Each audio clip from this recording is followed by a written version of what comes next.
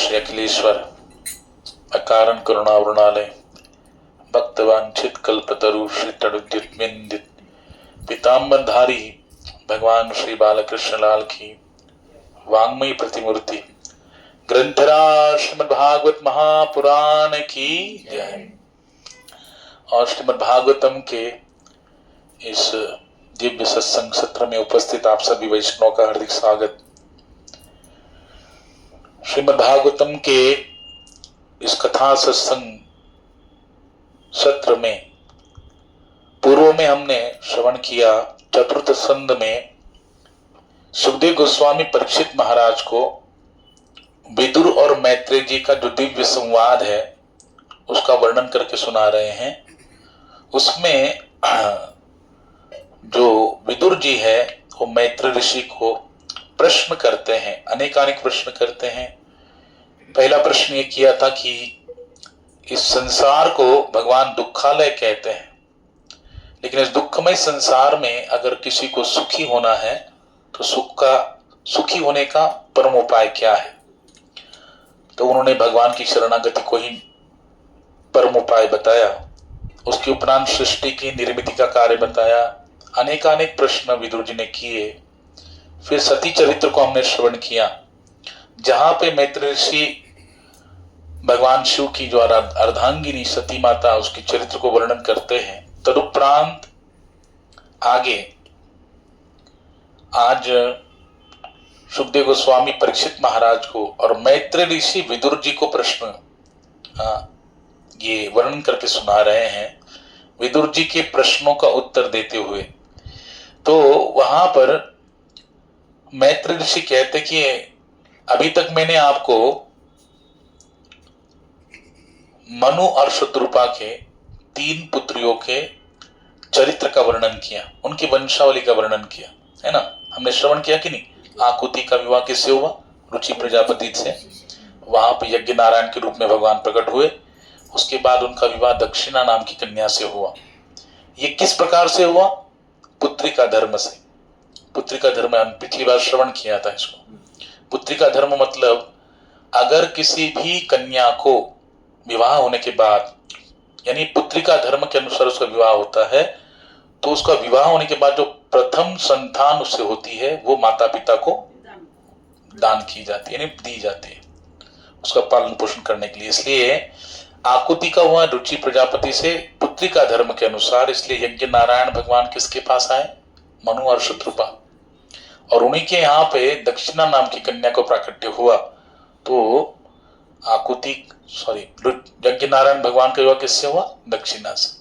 ठीक है ना। फिर आगे हमने अत्रि अनुसुईया के विषय में श्रवण किया था। दत्तात्रेय भगवान का अवतार हुआ था, उनके यहाँ पे चंद्रमा का अवतार हुआ, दुर्वासा ऋषि प्रकट हुए। उसके उपरांत दक्ष प्रजापति का विवाह प्रसूति से हुआ था, जिसमें उनको 16 कन्याएं हुई थी, उसमें से 13 धर्म को ब्याही गई थी। और उन 13 कन्याओं में मूर्ति नाम की जो कन्या थी उससे धर्म के द्वारा नर नारायण भगवान का क्या हुआ? उनके घर में प्राकट्य हुआ।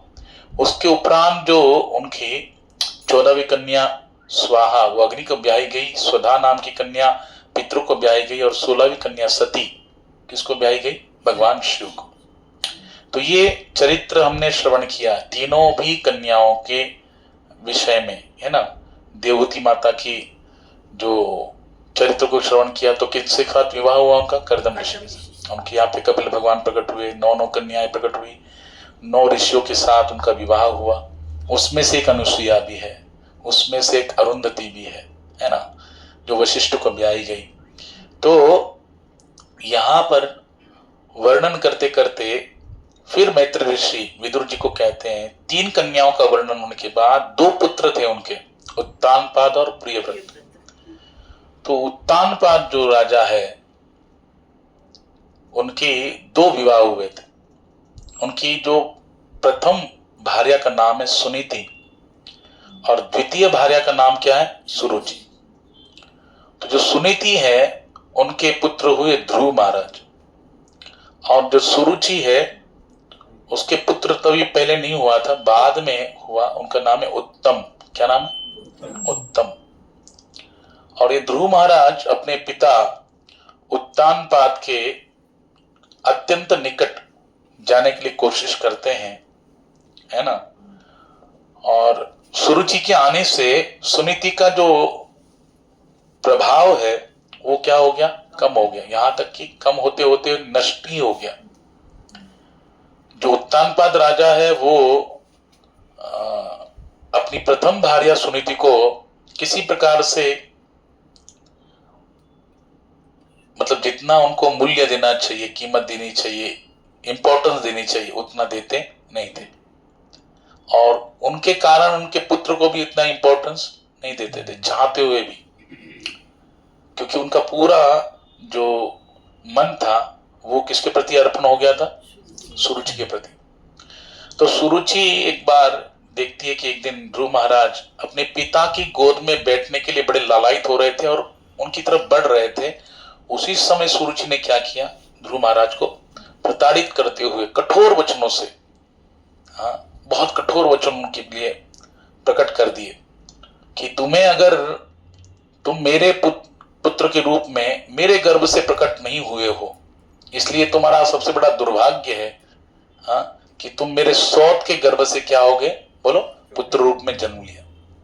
अगर तुम ये चाहते हो कि तुम्हारे पिता की गोद में तुम बैठ सको, ये तुम्हारी इच्छा है, तो तुम्हें पहले जाकर वन में तपस्या करनी पड़ेगी। घोर तपस्या करके श्रीमन नारायण को प्रकट करने का जो अवसर है, दिव्य अवसर, उसको प्राप्त करना पड़ेगा। नारायण भगवान जब प्रकट होंगे तो उनके पास ये प्रार्थना करो, ये वर मांगो, कि मुझे ऐसी कृपा कीजिए जिससे मैं सुरुचि माता के गर्भ से उनके पुत्र के रूप में जन्म ले सकूं, ताकि मैं अपने पिता की गोद में बैठने का अधिकार पुनश्च प्राप्त कर सकूं। तो ये जो भाव है, जैसे किसी सोते हुए सर्प को अगर कोई लात मार दे या प्रताड़ित करे या उसे डंडा मार दे, तो डंडा मारने के बाद वो कैसे फुफकारता है, क्रोध से। वैसे ध्रुव महाराज की व्यथा अवस्था थी, इतने क्रोध भरे, क्योंकि इतना अपमान, उनका जो वाग्बाण है माता सुरुचि के, वो ध्रुव महाराज को सहन नहीं हो रहे थे। भागवत में वर्णन है कि ध्रुव महाराज उस सर्प के समान फुफकार रहे थे, क्रोध से उनकी आंखें लाल हो गई थी। अपने अधरों को भी वो अपने दांतों के तले दबा रहे थे और वो वाग्बाण बहुत तीव्र गति से, एकदम तीक्ष्ण रूप से उनके हृदय की गहराई तक पहुंच गए थे। बहुत आहत हो गई थी। और ऐसी अवस्था में ध्रुव महाराज कहाँ गए, अपने माता के पास गए और केवल रो रहे थे, क्रंदन कर रहे थे क्रोधी भाव से, क्रोध भाव से। लेकिन सुनीति माता को, जो अन्य नगर के वासी है, उनके द्वारा पता लग गया था कि ध्रुव के साथ ऐसा ऐसा हादसा हो गया है, कि मेरी सौत जो सुरुचि है उसने मेरे बालक को बहुत कठोर वचन बोलकर उसके हृदय को आघात पहुंचाया है। तो वहां पर सुरुचि माता के द्वारा जो आहत भरे शब्द ध्रुव महाराज के हृदय को आघात कर रहे थे और किए हुए थे, उस पर सुनीति माता क्या करती है, देखो सुनीति माता कितनी अच्छी है।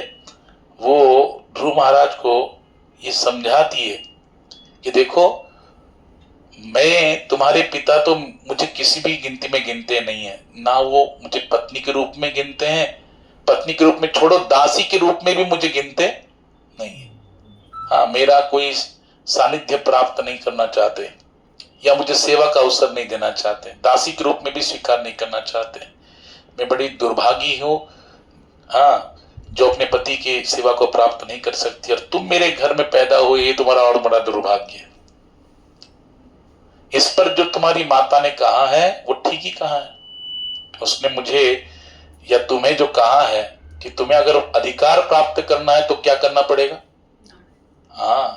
तुम्हें वन में जाना पड़ेगा और वन में जाकर भगवान श्री नारायण की प्राप्ति के लिए तपस्या करनी पड़ेगी। और जब घोर तपस्या करोगे तो तुम्हारे सामने भगवान प्रकट होंगे और भगवान से यही वर मांगना है कि मुझे माता सुरुचि के पुत्र के रूप में जन्म प्रदान करें।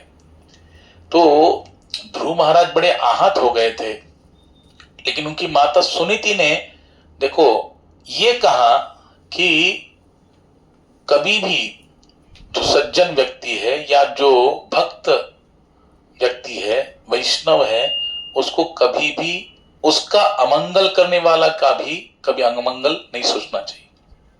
जो उसके साथ शत्रुत्व भाव रखता है, जो उसका अमंगल चाहता है, हाँ, जो उसका नुकसान करना चाहता है, जो उसका अपमान करता है, उसके साथ भी उसका बर्ताव कैसा होना चाहिए? हाँ, प्रेम पूर्ण होना चाहिए, हाँ, सज्जनता पूर्वक होना चाहिए। कोई कटुता उसके हृदय में उसके प्रति नहीं होनी चाहिए, उसकी मंगल कामना करनी चाहिए, उसके साथ कपट भाव नहीं रखना चाहिए। जिसका जो उनका अपमान कर रहा है उसका सम्मान करना चाहिए, किसी के प्रति रोष भाव नहीं रखना चाहिए। देखो कितना सुंदर पाठ है, कितना सुंदर शिक्षा माता सुनीति अपने पुत्र को दे रही है। छोटे से बालक है ध्रुव, 5 वर्ष की आयु है ना। कुम्हार जब मटका तैयार करता है, कच्चा मटका, तो उसको आकार देता है, और जैसे आकार देगा वैसे वो क्या हो जाता है, उसको आकार प्राप्त होता है। फिर बाद में आवे में उसको अग्नि में तपाकर उसको पक्का बना देते हैं। तो जिस समय कच्चा मटका होता है उसी समय आकार दिया जाता है। वैसे 5 वर्ष की आयु में माता सुनीति अपने पुत्र के हृदय में द्वेष भाव नहीं भर रही, कपट भाव नहीं भर रही है, ईर्षा घृणा ये भाव नहीं भर रही है। उनके हृदय में कौन सा भाव भर रही है? हाँ, भगवान की भक्ति का भाव भर रही है। ये कह रही है कि तुम्हारे सामने जो तुम्हारी सौतेली माता ने प्रस्ताव रखा, जो वचन कहे, उससे तुम्हें आहत होने की जगह उस चीज को गंभीरता से लेना चाहिए और उसी मार्ग पर चलना चाहिए, भगवान की प्राप्ति करनी चाहिए। ये तुम्हारे लिए वरदान समझकर तुम्हें उस पर चलना चाहिए। माता सुनीति ने उसको नकारात्मक दृष्टि से नहीं लिया, सकारात्मक दृष्टि से लिया। यानी जीवन की हर परिस्थिति में हम हर परिस्थिति को, भले वो नकारात्मक क्यों ना हो, लेकिन हमें उसे सकारात्मक दृष्टि से लेना चाहिए, है ना। एक बार मैं सुन रहा था, वर्तमान जो हमारे प्रधानमंत्री है नरेंद्र मोदी जी, इनको सम्मेलन भरा हुआ था, उसमें प्रश्न किया गया था कि आप कैसे इतना सब कुछ सहन लेते हैं, हाँ, कैसे सहन करते हैं। तो उन्होंने कहा था कि मैं लोगों की गालियां सुनता हूं, है ना, उसको सहन कर लेता हूं। लोग मुझे पत्थर मारते हैं, उसी पत्थर को लेकर मैं अपना रास्ता बना लेता हूं। क्या मारते लोग मुझे? पत्थर मारते, लेकिन उन्हीं पत्थरों को इकट्ठा करके मैं अपना क्या बनाता हूं? रास्ता बनाता हूं और आगे बढ़ जाता हूं। इसका अर्थ क्या बना? लोग उन्हें कितना कुछ बोले, उन्हीं चीजों को लेकर वो क्या करते हैं बताओ? आगे बढ़ने की प्रेरणा को प्राप्त करते हैं। ऐसे ही भक्त को भी किसी को जो उनका अमंगल चाहते हैं उसका भी मंगल करना चाहिए। क्योंकि अगर हम किसी के प्रति द्वेष भाव रखते हैं ना मन में, आप देखो कोई हमारा द्वेष करता है, कोई हमारा अपमान करता है, कोई मतलब थोड़ा सा, जैसे एक बात याद रखिए, कभी भी ना अपने जमीनी स्तर को कभी नहीं भूलना चाहिए। अपने पूर्व लाइफ को, पूर्व जीवन को कभी भी भूलना नहीं चाहिए हमको, कि हम लोग कहाँ से जुड़े हुए हैं और हमको कैसा जीवन व्यतीत हुआ था, कैसे कैसे कष्ट मिले थे, कैसी कैसी यातनाएं मिली थी, कितना बहुत सुविधाएं नहीं होती थी, बहुत कम सुविधाएं होती थी, लेकिन उसमें भी हम आनंद से जीते थे। लेकिन धीरे धीरे क्या हो गया, सुविधाएं बढ़ती है और फिर व्यक्ति क्या करता है, जमीनी स्तर को भूल जाता है, अपने मूल जड़ को भूल जाता है और उसकी शाखाएं प्रतिशाखाएं ऊंची ऊंची हो जाती है, उच्च स्तर पे हो जाती है, तो नीचे देखने के लिए उसे इच्छा नहीं होती, वापस नहीं आना चाहता। एक शरीर की मांग होती है। आप देखो हमारे महाराज जी कहते थे, एक सन्यासी, वो कहते थे कि शरीर का कैसा अवस्था मालूम है? शरीर को आप जैसा रखोगे शरीर वैसा रहेगा, समझे कि नहीं? अगर आप शरीर को रखते हैं, जिस अवस्था में रखते हैं उस अवस्था में शरीर रह जाता है।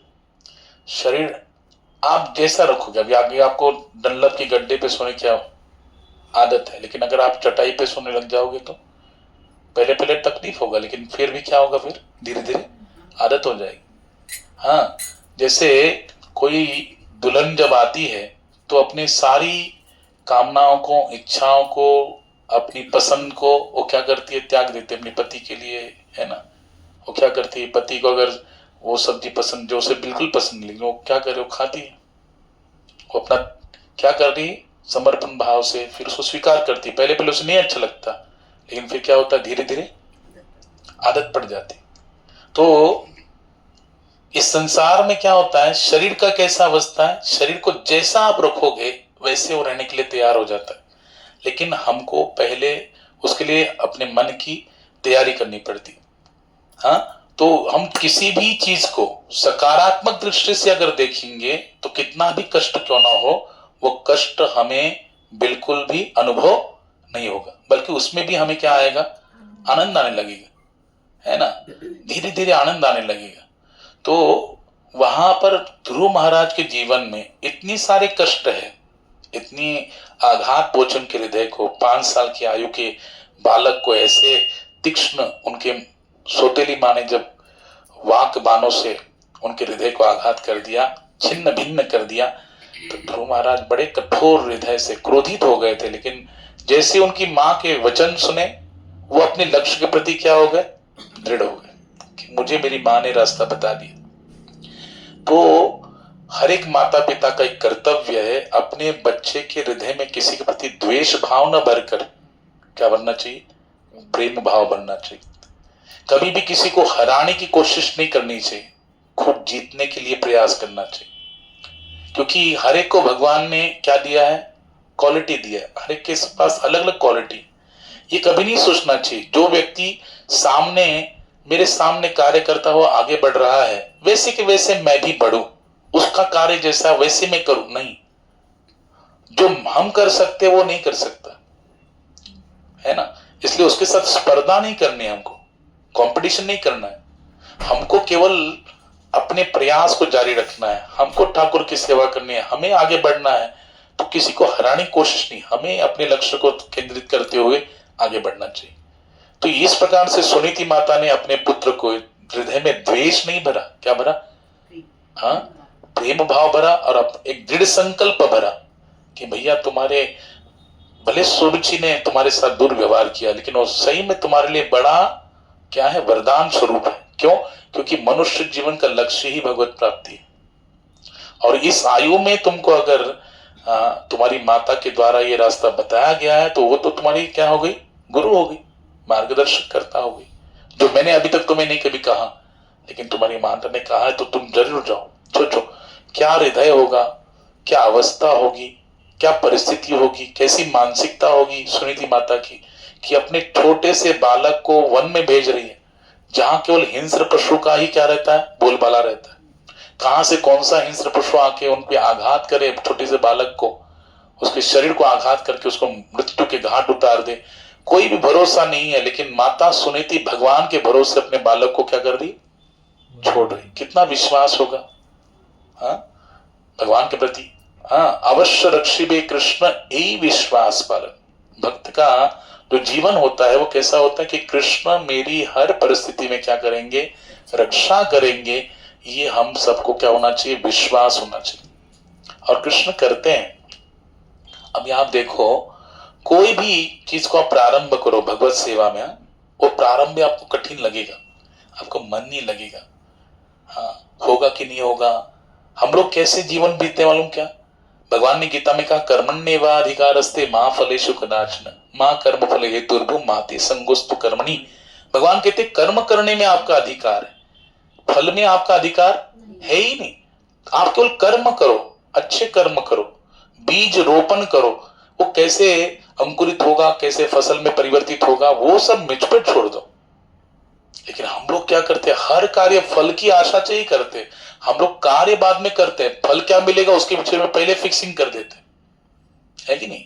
कोई व्यक्ति काम करता है, पढ़ाई किया, इंजीनियर बन गया, डॉक्टर बन गया, कुछ भी बन जाए, वो वही सोचता है पैकेज कितना मिलेगा, साल का पैकेज कितना होगा, 2 लाख, 2.5 लाख, 3 लाख, 5 लाख, 15 लाख, जहां मिलेगा। नहीं, वो काम बाद में कर रहा है, पैकेज पहले देखता है ना।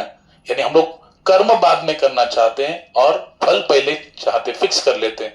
और कृष्ण कह रहे उल्टा, कर्म करने में आपका अधिकार है, फल में आपका अधिकार नहीं है। और ये जब हम कृष्ण की बात को मानकर हम जब कर्म करते हैं ना, तो याद रखना, हमारा जो भाव होता है ना, सकाम भाव से हम निष्काम भाव की तरफ अग्रसर होते हैं, है ना। और भगवान को जो प्रिय है वो कौन सा भाव है? निष्काम। भगवान को जो भक्ति प्रिय है वो कौन सी प्रिय है? निष्काम। लेकिन हम सबका भाव कैसा है? सकाम भाव है, सकाम भक्ति है। हम कोई ना कोई कामना हृदय में धारण करके भगवान का नाम चिंतन करते हैं, भगवान की सेवा करते हैं, भगवान का भजन करते हैं, जो भी भगवान से संबंधित क्रिया है वो करते हैं। लेकिन सकाम भाव, इससे मेरा कुछ अघटित नहीं घटेगा, इससे मेरा फायदा होगा, हाँ कुछ ना कुछ फायदा चाहते हैं। लेकिन कृष्ण वो सारी चीजें देने के लिए समर्थ है। कृष्ण कितने दयालु है, भगवान कितने दयालु है। भगवान जानते हैं कि ये जीव जो है ना मेरी तरफ आएगा तो पहले कभी निष्काम भाव से आने वाला है नहीं, बिना कामना से कभी आएगा ही नहीं, मेरी प्रसन्नता के लिए कभी कुछ कार्य करने वाला नहीं है। वो हमेशा अपने स्वार्थ के अनुसार ही मेरी तरफ आएगा, कि भगवान के पास जाने के बाद मेरा ये स्वार्थ, मेरी ये कामना, मेरा ये काम अटका हुआ क्या हो जाएगा? बोलो, पूर्ण हो जाएगा। हाँ, मेरा फायदा ही फायदा होगा। आज मैं जिस कंडीशन में हूँ उस कंडीशन से कई गुना अच्छा लाइफ मेरा होगा, लाइफस्टाइल होगा। इस भावना से युक्त होकर ये क्या करता है? वो भगवान का स्मरण करता है, भजन करता है, जो भी सेवाएं आदि करता है। तो कृष्ण कितने दयालु है, कृष्ण करुणा के सागर है। कृष्ण कितने दयालु है, कृष्ण अपने भक्त के भाव को जान लेते हैं, जिस भाव से वो भक्ति में प्रवेश करता है। ध्यान से सुनिए, अगर हम सकाम भाव से कोई इच्छा धारण करके भगवान की भक्ति में प्रवेश करते हैं तो भगवान की भक्ति करते करते करते करते करते हमारा जो सकाम भाव है वो निष्काम भाव में क्या होता है? परिवर्तित हो जाता है, कृष्ण कृपा से। किसी कृपा से?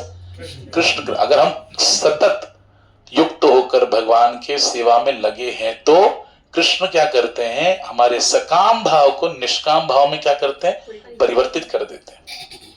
और जब निष्काम भाव में परिवर्तित कर देते हैं तो हमारी कुछ चाह रहती है क्या? बोलो।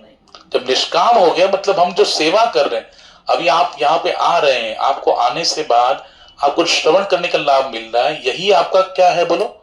हाँ, यही आपका प्राप्तमय। ये प्राप्य किसको करना है? भगवान को। देखो, भगवान प्राप्य है, जीव प्राप्त है, ठीक है। और इस देह को प्राप्त करके साधन रूप से, इस साधन को इस्तेमाल करके देह रूप को फिर भगवान को क्या करना है? हमें प्राप्त करना है इसी शरीर से, है ना। तो अगर हम भगवान के लिए प्रयास करते हैं, भगवान को प्राप्त करने के लिए, लेकिन हमें ये पहले नहीं होता, तुरंत भाव नहीं बन पाता। अगर जितनी श्रद्धा हमारी हायर लेवल की होगी उतना निष्कामता आएगी। लेकिन श्रद्धा अगर बहुत कोमल है, बहुत थोड़ी है, प्राथमिक स्तर की है, तो हम लोग भगवान की तरफ बढ़ेंगे संग से, किसी वैष्णव संग से। लेकिन हमारे मन में भौतिक कामनाएं तो बोलो बनी रहेगी। लेकिन धीरे धीरे धीरे धीरे करके हमारा मन निष्काम होने लगता है, कृष्ण कृपा से, कृष्ण के नाम से, भजन से, वैष्णव कृपा से, गुरु कृपा से। और फिर जब निष्काम होता है तो भगवान देखते हैं कि ये तो निष्काम हो गया, उसे केवल मैं ही चाहिए। बोले ना, दीयमानम न गृह्णन्ति मीनावत सेवनम जना। हाँ, भगवान ने क्या कहा था? कपिल भगवान के हम सुने थे ना कि माता जब देवहूति पूछती कि भक्त कितने प्रकार के, तो माता देवहूति को कपिल भगवान क्या कहते हैं? भक्त है 4 प्रकार के। पहला है कनिष्ठ, जो केवल भगवान के विग्रह में ही भगवान को देखता है। दूसरा है जो भगवान के विग्रह के साथ भगवान के भक्तों में भगवान को देखता है। तीसरा, जो भगवान के विग्रह के साथ, भगवान के भक्तों के साथ सभी जगह, सभी जीव मात्र में भगवान का दर्शन करता है, ये उत्तम भक्त है। लेकिन इससे भी सर्वोत्तम भक्त कौन है? जो सब जगह मुझे देखता है, लेकिन मैं चाहने के बाद भी मेरे पास कुछ मांगता नहीं है। दीयमानम न गृह्णन्ति, मैं देना चाह रहा हूं, फिर वो लेता क्या चाहता है? बिना मत सेवनम जना, मेरी सेवा के अतिरिक्त उससे और कुछ भी नहीं चाहिए। मैंने कृष्ण के अतिरिक्त कुछ चाहिए क्या? नहीं। तो ये भगवान का सर्वोत्तम भक्त है।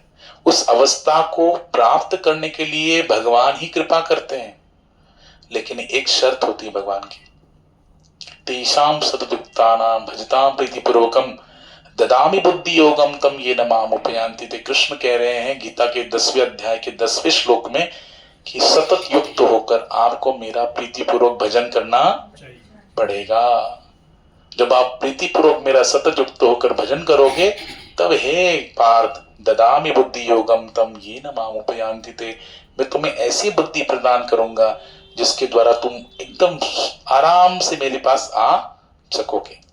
ये भगवान का वचन है। तो ध्रुव महाराज के जीवन में अगर हम देखते हैं, ध्रुव महाराज को तो वैसे ही ललक थी क्योंकि इतना आघात हो गया था और उनको कुछ प्राप्त करना है। कैसा प्राप्त करना है? केवल अपने पिता के समान नहीं, अपने पिता के समान भी नहीं, अपने पिता के पिता ब्रह्मा जी, यानी पिताजी, उनके पिता दादाजी और दादा के पिता परदादा जी, है ना। ब्रह्मा जी उनके परदादा है। तो ब्रह्मा जी से भी श्रेष्ठ पद की प्राप्ति ध्रुव महाराज के हृदय में ये कामना धारण करते हुए ध्रुव महाराज चले वन में। अब देखो भगवान क्या करते हैं, भगवान हमेशा जब हमारी कोई भी भक्ति में थोड़ा सा भी हमारा स्तर बढ़ता है, विश्वास श्रद्धा का भाव बढ़ता है, तो भगवान तुरंत क्या करते हैं, किसी ना किसी प्रकार से टेस्ट लेते हैं, परीक्षा लेते हैं। जैसे ध्रुव महाराज बड़े, बहुत तीव्र भावना है उनकी, माता का आशीर्वाद भी है और सुरुचि माता के आघात जो हुए हैं वो कटु वचन उनके हृदय में बारंबार क्या कर रहे हैं। हाँ, जैसे कोई किसी के हृदय में धनुष बाण अगर चुभ गया हो, घुस गया हो, तो कितना कुरेद कुरेद के वो अंदर कितना जख्म गहरी बना देता है। वैसे ही ध्रुव महाराज उनके वचनों को भूले नहीं थे, निरंतर स्मरण में कहते हैं। तो बड़े पद की प्राप्ति के लिए चले। तो देवर्षि नारद जी भगवान क्या करते हैं, भगवान जब भी किसी जीव को अपना बनाना चाहते हैं तो उसके पास अपने प्रामाणिक प्रतिनिधि को भेजते, है ना। अब मोहि भा भरोस हनुमंता, बिनु हरि कृपा मिल ही नहीं संता, है कि नहीं। कि विभीषण जी कह रहे हैं कि अभी मुझे भरोसा हो गया कि जब तक हरि की कृपा नहीं होगी तब तक संत मिलन होता ही नहीं है। इसलिए मुझे पक्की बात होगी कि श्री राम की मुझ पर क्या होगी, कृपा हो गई, तभी मुझे तो हनुमान जी आप जैसे संत मिले। वैसे ही ध्रुव महाराज पर कृपा करने के लिए वहां पर भगवान ने किसको भेजा, देवर्षि नारद जी को भेजा। नारद जी ये कौन है, भगवान के मन के अवतार है। अब नारद जी ने जाकर पहले क्या किया, परीक्षा किया। बोले तुम कैसी बात कर रहे हो, इतने छोटे से बालक हो, ये तुम्हारी उम्र है क्या, हाँ? कोई घोर तपस्या करने की। अरे कितने सारे ऋषि मुनि करोड़ हजारों वर्षों तक तपस्या करते हैं, फिर भी भगवान उनके ध्यान में नहीं आते, स्वप्न में नहीं आते। और तुम तो 5 साल के बालक हो, तुम बड़े चंचल मन है तुम्हारा, स्थिर भी नहीं है, फिर भी तुम इसमें लगे हो। अरे वन में न तुम्हारी माँ है न पिता है, न कोई तुम्हारा लाड लड़ाएगा, कोई तुमको प्यार से न भोजन खिलाएगा, न प्यास लगी तो पानी पी लेने वाले कोई नहीं है। हिंस्र पशु है वो, तुम्हारा हाँ क्या करें, भक्षण कर लेंगे, मार डालेंगे तुमको, मृत्यु के घाट उतार देंगे। इसलिए तुम बेहतर है कि अपने घर में रहकर क्या करो, साधन करो, क्यों यहाँ पे आए हो। लेकिन ध्रुव महाराज जो देवर्षि नारद जी उनको बता रहे हैं, उनकी तरफ उनका ध्यान ही नहीं है। वो कहते क्षमा कीजिए मुझे नारद जी, लेकिन मैं आपके वचनों की तरफ ध्यान नहीं दे पा रहा हूं। क्यों, मुझे मेरे सौतेली माँ के द्वारा जो दिए गए कटु वचन है वही बार बार क्या हो रहे, स्मरण में आ रहे, और इसके कारण मैं आपकी जो उपदेश है उसको स्वीकार नहीं कर पा रहा हूं। मैं बस दृढ़ता से इस साधन को लगना चाहता हूं। अगर आप मुझे भगवत प्राप्ति का कोई साधन बताना चाहते हैं, मार्गदर्शन करना चाहते हैं तो ठीक है, नहीं तो मैं आपकी बात को, किसी भी बात को स्वीकार करने के लिए अक्षम नहीं कर सकता हूं। जब इस प्रकार से पूरा भूमिका तैयार किया है ना, पूरा भूमिका उन्होंने तैयार की, नारद जी ने देखा कि अरे हाँ, इसका संकल्प बड़ा दृढ़ है। भले वो भौतिक कामना से युक्त क्यों न हो, भले वो क्रोध से युक्त क्यों न हो, भले वो किसी पद की प्राप्ति की इच्छा से क्यों न हो, लेकिन इसका संकल्प कैसा है बोलो, दृढ़ है। और दृढ़ संकल्प क्या, आगे भगवान भी कहते भजन्ते माम दृढ़ व्रता। हाँ, पुण्य उदित हुआ है, मोह का द्वंद्व नष्ट होने के बाद दृढ़ संकल्प तो भजन करता है, तो इसका दृढ़ संकल्प है। तब देवर्षि नारद जी फिर उनको क्या करते हैं, फिर बताते हैं, मार्गदर्शन करते हैं कि भैया अब तुम्हारा दृढ़ संकल्प है इसलिए मैं तुम्हें मार्गदर्शन करूंगा। कैसे मार्गदर्शन किया? बोले कि तुम्हें 12 अक्षर मंत्र दूंगा, उसका नाम है ओम नमो भगवते वासुदेवाय, है ना। ध्रुव महाराज को देवर्षि नारद जी ने यही मंत्र दिया। कहते हैं 7 दिन तक, भागवत में लिखा है, आप पढ़ सकते हैं, 7 दिन तक अगर ये नाम कोई लगातार लेता है बिना रुके तो ये मंत्र सिद्ध हो जाता है। मंत्र क्या हो जाएगा? सिद्ध हो जाएगा 7 दिन में ही। बोलो, ऐसी सिद्धता उसे प्राप्त हो जाएगी। नाम में कितनी शक्ति है? भगवान के नाम में बड़ी शक्ति है, पावरफुल। भगवान श्री चैतन्य महाप्रभु कह रहे नाम नामकारी बहुधा निज सर्व शक्ति तत्रार्पितानि मत स्मरणे न कालः एतादृशी तब कृपा भगवन् ममापि दुर्दैवमीदृशम्या जनि नानुरागः। वहां पे श्रीमन चैतन्य महाप्रभु कहते कि भगवान के नाम में इतनी पावर है, इतनी शक्ति है कि भगवान अपने आप को ही उस नाम में क्या कर दिए? बसा दिए। नाम नामी से अलग नहीं, हाँ क्या बोलते ना, अभिनत्वात नाम नामिनो नाम चिंतामणि कृष्ण चैतन्य रस विग्रह। क्या कहते हैं? नाम चिंतामणि कृष्ण चैतन्य रस विग्रह। हाँ, पूर्ण शुद्धो नित्य मुक्तो अभिनत्वात नाम नामिनो। आचार्य कहते हैं कि कैसा है नाम? चिंतामणि के समान। चिंतामणि जिसके पास हो उसकी सारी इच्छाओं को पूर्ण करता है। नाम चिंतामणि कृष्ण चैतन्य रस विग्रह। हाँ, साक्षात भगवान का रस विग्रह कौन है? नाम है। और कैसा है? चैतन्य, ऐसा नहीं जड़ नहीं, चैतन्य रस विग्रह नाम है। और पूर्ण शुद्ध हो। नाम कैसा है? पूर्ण शुद्ध है, क्योंकि कृष्ण ही पूर्ण पवित्र है, पूर्ण शुद्ध है, इसलिए नाम भी उनका कैसा? बोलो, अपूर्ण शुद्ध नहीं, या अपूर्ण अशुद्ध नहीं, या पूर्ण अशुद्ध नहीं, पूर्ण शुद्ध हो। और कैसा? नित्य मुक्त हो। जो नाम लेता है वो क्या हो जाता है? तुरंत मुक्त हो जाता है। याद रखो। इसलिए आप देखो, आपकी कितनी भी भौतिक स्तर की कामना क्यों ना हो, लेकिन अगर आप बैठ जाते हैं, हाँ, जैसे मैंने पिछली बार बताया था, यही बताया था क्या? नहीं, वार्षिक में बताया था।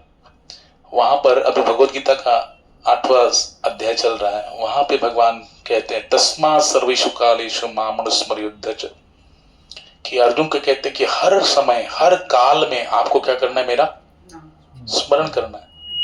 और फिर भगवान आगे कहते हैं कैसे करोगे? हाँ, बोलते हैं अभ्यास योग युक्तेन चेतसा नान्यगामिना परमम पुरुषम दिव्यम याति पार्थानु चिंतयन्। भगवान कहते हैं कैसे करोगे? अभ्यास योग युक्तेन चेतसा नान्यगामिना, कि अर्जुन आपको क्या करना पड़ेगा? हाँ, भगवान को बोला ना हो, अर्जुन को संदेह हुआ, कृष्ण आप कह रहे हैं कि आप सतत युक्त होकर युद्ध के काल में भी मेरा स्मरण करके करके युद्ध करो। अरे कैसे हो सकता है? युद्ध करना है, कहां से कौन सा बाण कब आएगा, मेरा राम नाम सत्य हो जाएगा, इसमें आप कह रहे हैं बाण चलाते हो मेरा स्मरण भी करो। How is it possible? तो भगवान कहते अभ्यास योग युक्तेन चेतसा नान्यगामिना परमम पुरुषम दिव्यम याति पार्थानो चिंतन। हाँ, 8वें अध्याय का 8वां श्लोक है। इसमें कृष्ण गाइड करते हैं अभ्यास करना पड़ेगा। असाध्य साध्य करिता सायास कारण अभ्यास तो कामणे। असाध्य चीज भी साध्य हो सकती है, लेकिन इसके पीछे क्या होना चाहिए? अभ्यास। अगर अभ्यास होगा किसी भी चीज का तो क्या हो जाएगा? असाध्य चीज भी क्या हो जाएगी ब्रो? साध्य हो जाएगी। इसलिए वहां पे कहते हैं कि पहले आपको देखो, श्वास का और मन का पर गहरा क्या है? संबंध है। इसलिए वहां पर श्वासों पर हमको क्या करना चाहिए? हाँ, वहां पे बताया गया, भगवान कहते अभ्यास करना पड़ेगा। पहले आपको कंसंट्रेशन बढ़ाना पड़ेगा, और इसके लिए आपको श्वास, पहले श्वास गणित भगवान के नाम का अभ्यास करना पड़ेगा। मैंने बताया था वहां पे, तरीका भी बताया था। तो एक तरीका उसमें से क्या है कि जब श्वास लेते हैं तो हम भगवान का नाम, जैसे हरे कृष्ण कृष्ण कृष्ण हरे हरे, हरे राम राम राम हरे। इसमें कितने कितने नाम है? 16। अगर 16 को आधा किया जाए तो 8 है ना। जब श्वास ग्रहण करते हैं क्या करना चाहिए, 8 नाम यानी आधा, हरे कृष्ण कृष्ण कृष्ण हरे, श्वास ग्रहण करते हुए चिंतन करना चाहिए। और जब श्वास छोड़ते तो आधा और 8 नाम, हरे राम राम राम हरे हरे। अगर आप ये चैंटिंग बीट्स लेकर, जो जप माला है उसको हाथ में लेकर, अगर आप हर मनके पर इस प्रकार से श्वास पर आधारित जो महामंत्र का जप करोगे, हाँ, तो आप देखना, आप 16, 32, 64 माला वैखरी से करो और एक माला जैसे मैं बता रहा हूं वैसे करो, तो आपको वो माला करने से जितना आनंद नहीं आएगा उतना एक माला करने से आपको समाधान प्राप्त हो जाएगा। क्यों? श्वास श्वास पर कृष्ण भजी, वृथा श्वास जनिक होए, ना जाने या श्वास की आवन होए ना होए। श्वास का और मन का बहुत क्या है, गहरा संबंध है। इसलिए मन बड़ा चंचल होने के बावजूद भी क्या होता है बोलो, स्थिर हो जाता है। और स्थिर जब हो जाता है तो एक बार, पहली बार आपको थोड़ा देर लगेगी, लेकिन धीरे धीरे क्या होगा बोला, अभ्यास करोगे तो क्या हो जाएगा, आदत हो जाएगा, है ना। एक बार अगर मैंने उसमें आप भी प्रैक्टिकल करके देख सकते हैं। हमको क्या करना है, विधि क्या है कि जब आप गहरी श्वास लोगे तो हरे कृष्ण कृष्ण कृष्ण हरे हरे इसको लेना है, और जब छोड़ोगे तो क्या करना है बोलो, हरे राम राम राम, उच्चारण करके नहीं, अंदर ही अंदर। हाँ, एक बार करके देखिए।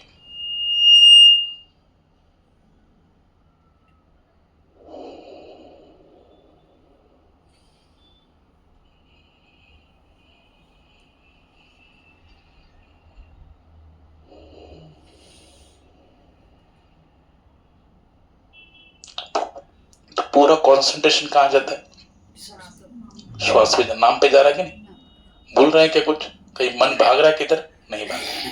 दूसरा एक तरीका कि हम जब नाम लेते हैं तो उस नाम को कैसे लेना है, हमको लिखना है।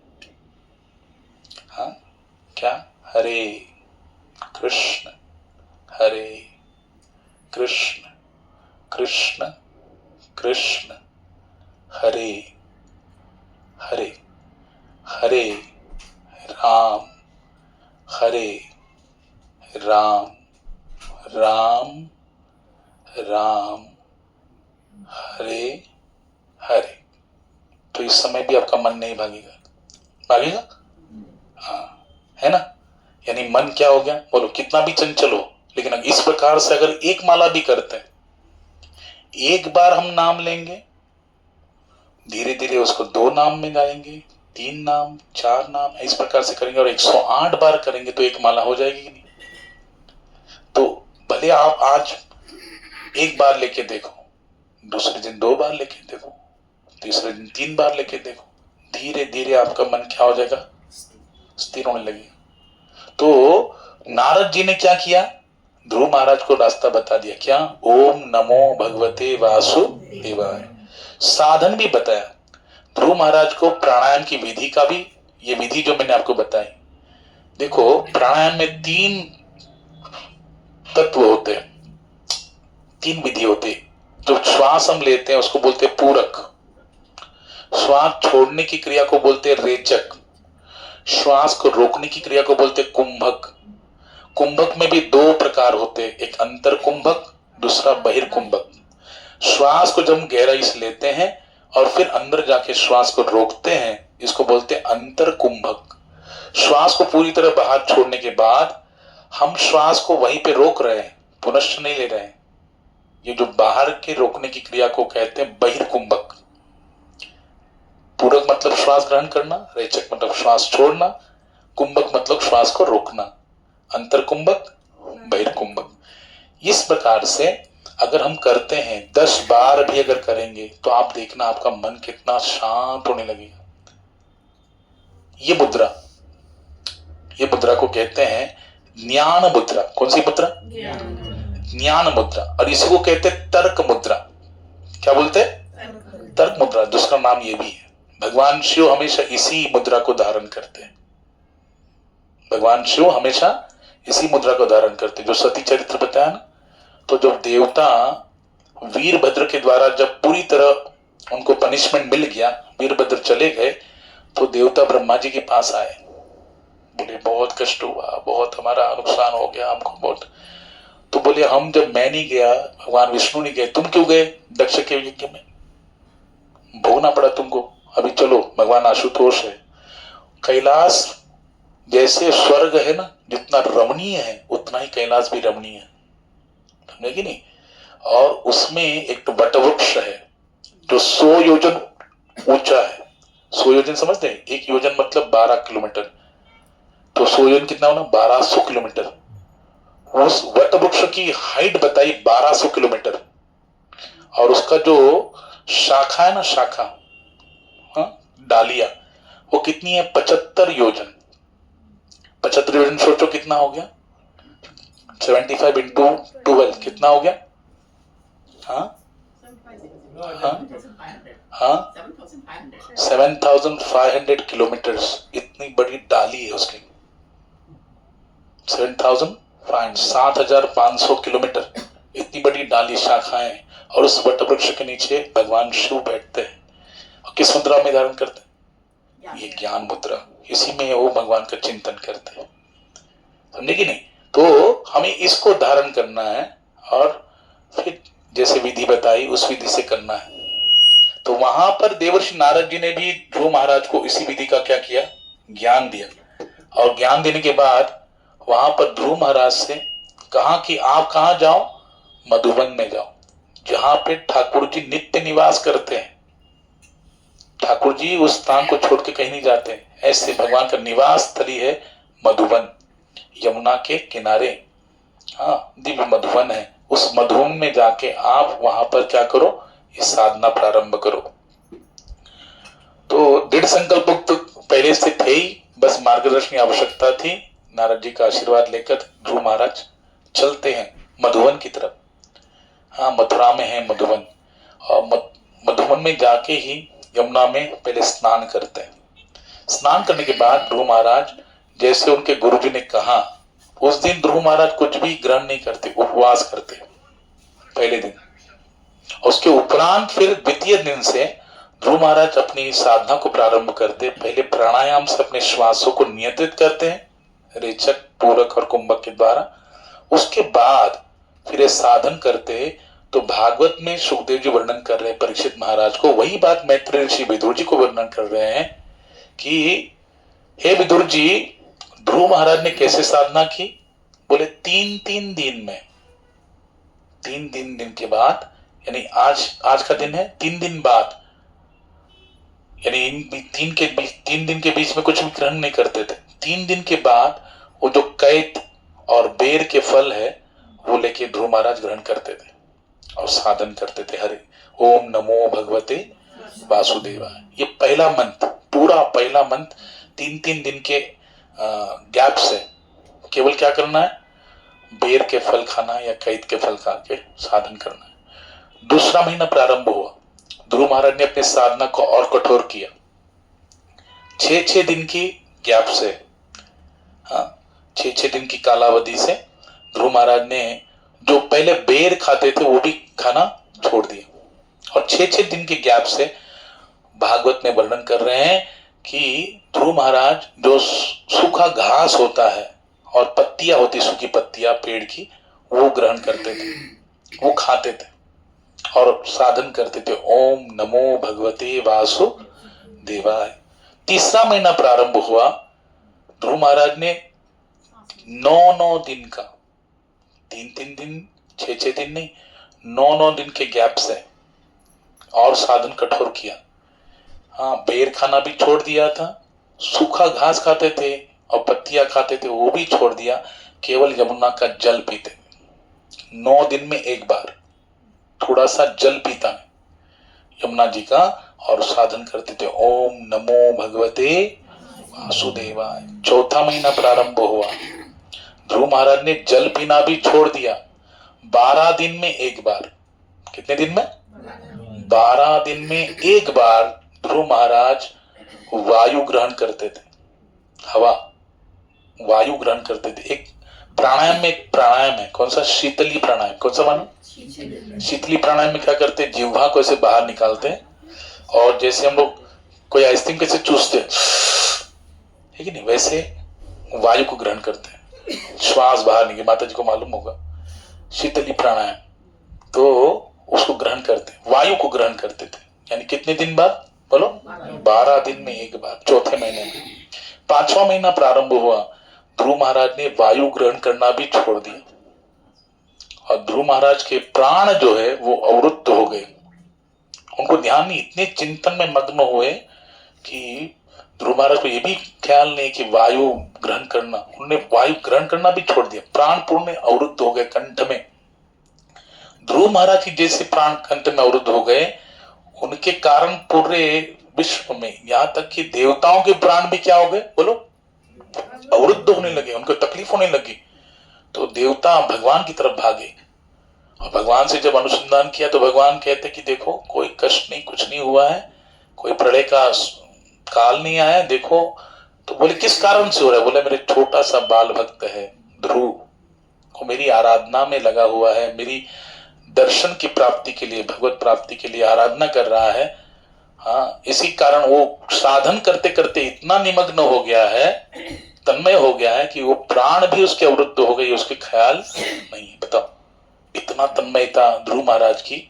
और ध्रुव महाराज ध्यान लगा रहे किस पे? अपने चित्त में, हृदय में ठाकुर जी की जो छवि है उसको धारण करके। हाँ, शशंक चक्रम सकिरीट कुंडलम सपीत वस्त्रम सरसारुहेक्षणम। हाँ, कैसे है भगवान? सहार वक्षस्थल कौस्तुभश्रियम नमामि विष्णुम शिरसा चतुर्भुजम। ठाकुर जी चतुर्भुज स्वरूप है, शंख चक्र गदा पद्म धारण किए। हाँ, और भगवान के दिव्य स्वरूप, हाँ, श्याम कांति है, मोर और मुकुट धारण किए हुए हैं, कौस्तुभ मणि कंठ में सुशोभित है, श्रीवत्स का चिन्ह है। हाँ, दिव्य कांति में भगवान का जो पीतांबर है, रेशमी वस्त्र का पीतांबर है, उत्तरीय वस्त्र है, सुंदर ऐसी वनमाला भगवान के कंठ में सुशोभित है, और इतना दिव्य भगवान का स्वरूप है, उसका ही चिंतन ध्रुव महाराज अपने चित्त में कर रहे हैं। उस पर पूरा ध्यान केंद्रित करते हुए नाम का उच्चारण करें। देखो, इन द सेंस जब हम नाम भजन करते हैं तो नाम लेते लेते हमको रूप भी क्या हो जाता है? प्रकट हो जाता है, क्योंकि नाम उसी ठाकुर का है, नामी का है, नाम में ही नामी है, इसलिए अभिनत्वात् नाम नामिनो। अच्छा, नामी का नाम लेते लेते लेते क्या होता है? नामी का रूप भी प्रकट हो जाता है, नामी का गुण भी प्रकट हो जाता है, नामी की लीला भी प्रकट हो जाती है, नामी के धाम को भी प्राकट्य हो जाता है ना। धाम बहुत दिव्य है। हम अपनी आंखों से वृंदावन जाते तो हम क्या देखते बोलो? हम अपनी आंखों से यमुना जी के देखते हैं, वही गोवर्धन देखते हैं, यानी सब कुछ देख रहे हैं, लेकिन वो दिव्यता दिखती है क्या? नहीं, दिव्य स्तर पे नहीं देखते हैं, प्राकृत स्तर पे देखते हैं। लेकिन जब दिव्य स्तर पे देखेंगे ना, एक बार अकबर राजा तानसेन के गुरुदेव कौन है? स्वामी हरिदास जी। तानसेन को बोलते कि देखो तुम इतना सुंदर गाते हो, तुम्हारा गुरु कितना सुंदर गाता हो। तो बोले उनको बुलाओ, मुझे सुनना है। तो बोले राजा वो नहीं आएंगे। क्यों? बोले मैं आपके लिए गाता हूं और वो भगवान के लिए गाते हैं, है ना। वो यहाँ पे नहीं आएंगे, आपको जाना पड़ेगा।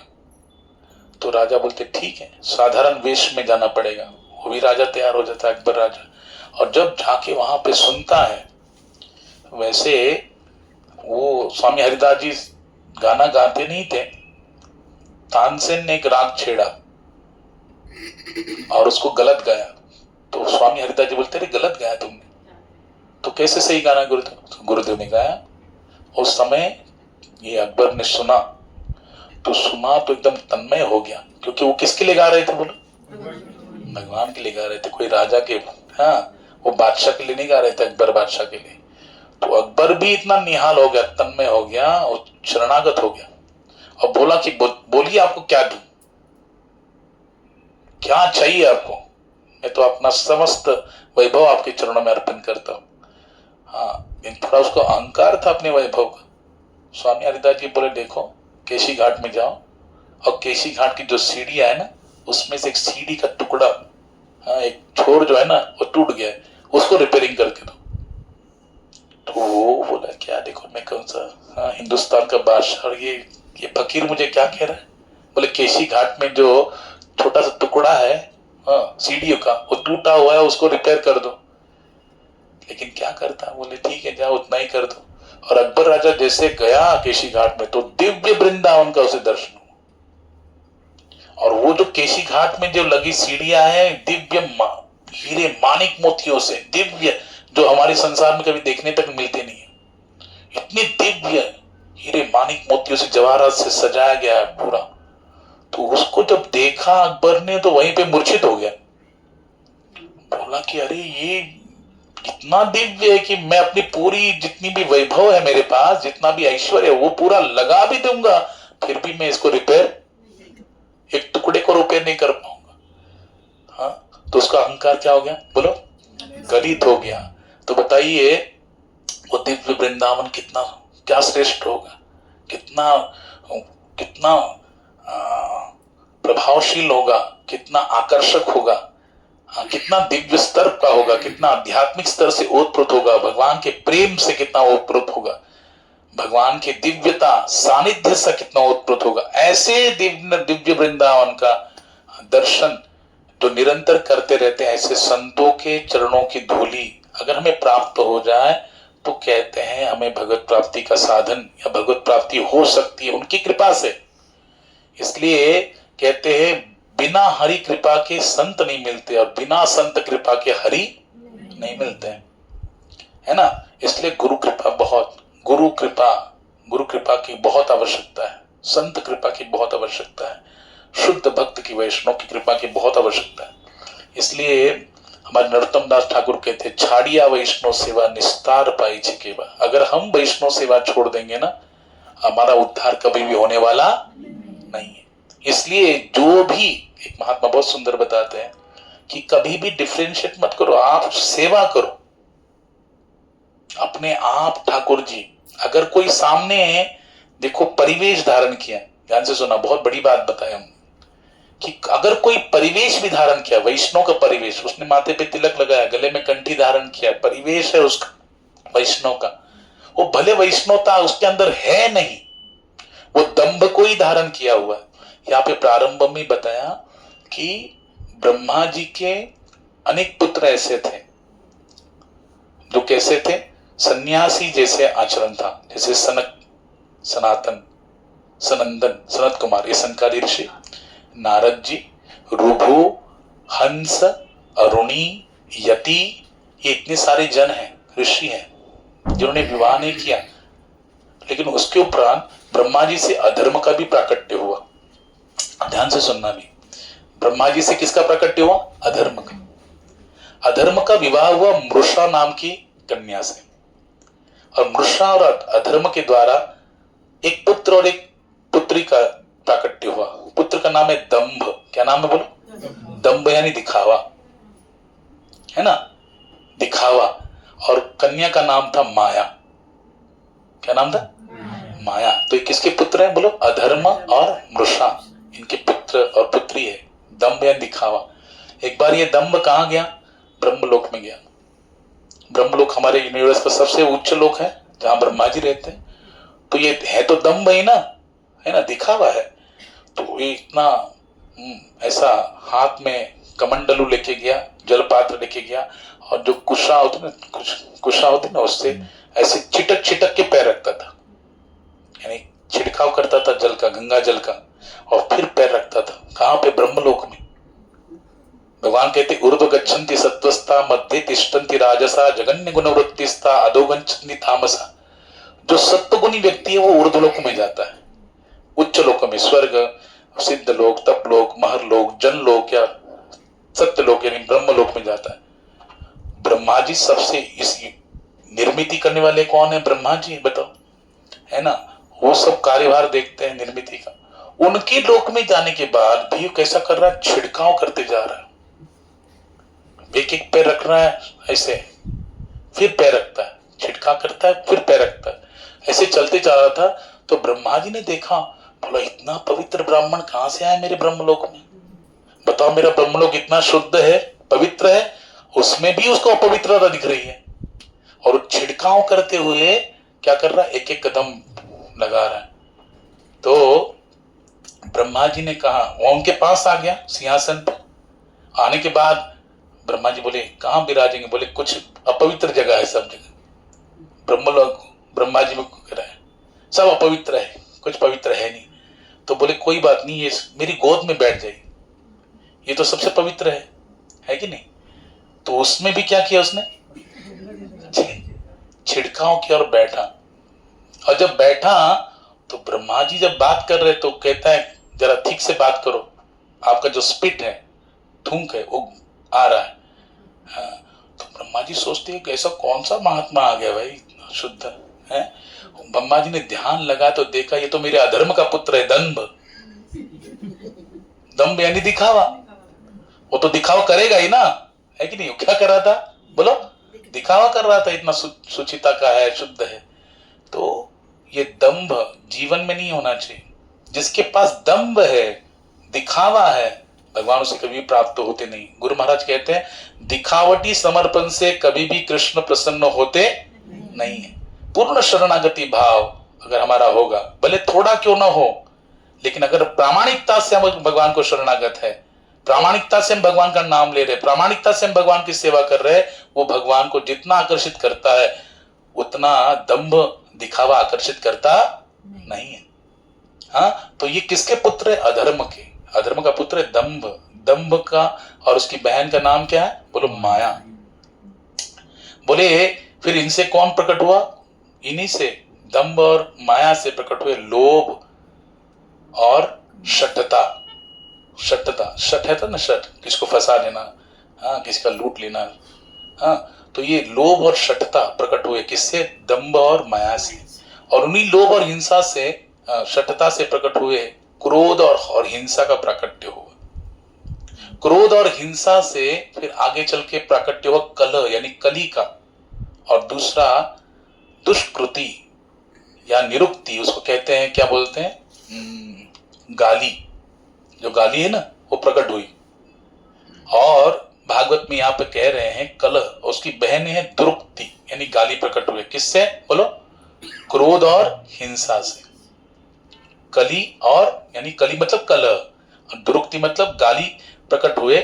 और फिर इसी दुरुक्ति से, दुरुक्ति यानी गाली से, कली ने प्रकट किया भय और मृत्यु को। किसको? भय और मृत्यु प्रकट हुए। किससे? गाली, दुरुक्ति से। और उसके बाद इसी भय और मृत्यु से प्रकट हुए यातना और निरय यानी नरक। ये क्या है? अधर्म के वंशावली। अधर्म के वंश में आगे चल कौन कौन आए? पहले कौन आए? दंभ और माया। उसके बाद कौन आए? लोभ और शठता। उसके बाद कौन आए? उनके पुत्र क्रोध और हिंसा। और उसके बाद कौन आए? बोले कलह और दुरुक्ति यानी गाली। उससे कौन आए आगे चल के? भय और मृत्यु। और उसके बाद कौन प्रकट हुए? यातना और नरक ये प्रकट हुए। ये अधर्म की वंशावली है, समझे कि नहीं? माया से कौन प्रकट हुए? हाँ, माया से लोभ और शठता, शठता है ना। तो इस प्रकार से ये अधर्म की वंशावली है, ये भागवत में बताया गया इसी स्कंद में, चतुर्थ स्कंद में, प्रारंभ में। उसके बाद ध्रुव महाराज का चरित्र प्रारंभ हुआ। तो बताओ ध्रुव महाराज का जीवन कितना पवित्र है। 5 साल की आयु है। बताओ उनके हृदय में किसी के प्रति कोई लोभ या हिंसा या किसी के प्रति भय या मृत्यु का भय। बताओ, इतनी पूरी तरह भगवान पे आश्रित है। हाँ, ना उनको किसी भी दुष्कृत्य को उनके द्वारा घटित नहीं हुआ, ना उनके अंदर दंभ है दंभ? ध्रुव महाराज के अंदर कोई दंभ नहीं, कोई दिखावा है क्या? बताओ, ऐसा क्या दिखावा? 3-3 दिन अगर हमको बोला जाए कि आपको केवल बेर का फल खा के रहना है, कौन रहेगा? क्या एकादशी नहीं होती है? 4-4 बार खा लेते हैं हम लोग, जब भूख लग खा लेते हैं हम लोग, है कि नहीं? एकादशी में भी हम लोग एकादशी नहीं, द्वादशी युक्त एकादशी होती है हमारी, द्वादशी मिश्रित। यानी हम लोग एकादशी को भी ऐसा फेस्टिवल के टाइप मनाते हैं, है ना। अन्य दिनों में जितना नहीं खाते उससे कई गुना ज्यादा एकादशी। बोले क्या आज एकादशी मेरा क्या है? बोले एकादशी तो खाना चाहिए, खाएंगे नहीं तो क्या होगा। यानी कलयुग के जीव का प्राण किसमें? अन्न में। हमारा पूरा प्राण अन्न में। अन्न नहीं खाएंगे तो पूरा तहस नहस हो जाएगा मामला। आप देखो ना, तो वहां पे ध्रुव महाराज कितना तपस्या कर रहे हैं, सोचो। एक 5 साल का बालक इतना तपस्या कर रहा है। जब किया, अवरुद्ध हो गए, तो भगवान ऐसा सोच रहे कि मेरा बालक, छोटा सा बालक मेरे लिए प्राप्ति के लिए कर रहा है, तो भगवान देवताओं की उस बात को सुनकर तुरंत वहां पे गए। और गए तो ध्रुव महाराज के चित्त में जिस चतुर्भुज स्वरूप का ध्यान कर रहे थे, उस भगवान जब सन्मुख खड़े हुए, ध्रुव महाराज इतने तन्मय हैं उस ध्यान में, बाहर साक्षात ठाकुर जी विद्यमान है, उनका ध्यान नहीं है, अंदर की छवि पर पूरा ध्यान केंद्रित है। तो भगवान ने देखा ये तो आंखें नहीं खोल रहा है, मैं आया हूं, खड़ा हूं, आंखें नहीं खोल रहा है। तो भगवान ने अंतर का, जो उनके अंतर हृदय में जो उनकी छवि थी ठाकुर जी की, जिसपे उनका ध्यान केंद्रित था, उसको क्या कर दिया, अंतर्धान कर दिया, नष्ट प्राय कर दिया। और जैसे वो छवि एकदम अंतर्धान हो गई, तो उस समय ध्रुव महाराज एकदम विचलित हो गए। और विचलित होकर जब उन्होंने आंखें खोली, तो सामने वही दिव्य छवि जिस पर वो ध्यान केंद्रित कर रहे थे हृदय में, वही साक्षात ठाकुर जी विद्यमान खड़े हैं। हाँ, दिव्य स्वरूप ठाकुर जी का देखते ही ध्रुव महाराज पूरी तरह भगवान को देखते ही रह गए, देखते ही रह गए। सुंदरता, इतनी सुंदरता ठाकुर जी की, है ना। और जब भगवान विद्यमान है तो कुछ बोलना चाहते, स्तुति करना चाहते हैं, तो भगवान ने अपना दिव्य जो शंख है वो अपने ध्रुव महाराज के गाल में लगा लिया।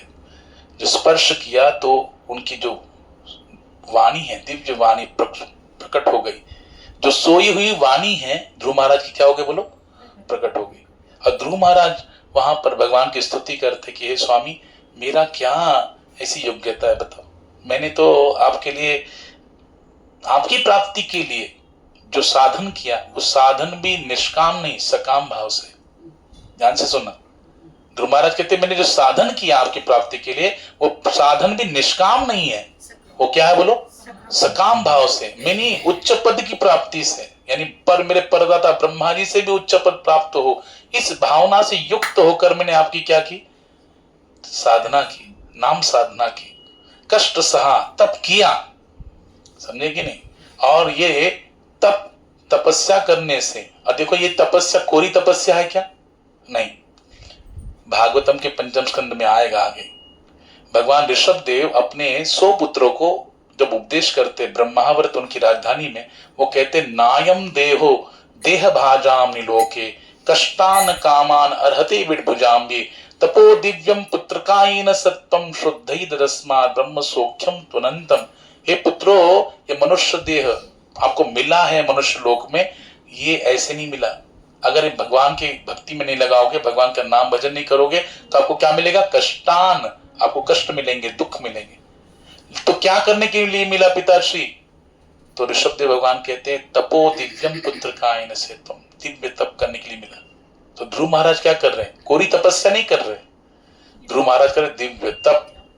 दिव्यता, दिव्य तप का अर्थ जो तप भगवत प्राप्ति के लिए किया जाता है, भगवान की प्रसन्नता के लिए किया जाता है, उसे कहते हैं दिव्य तप।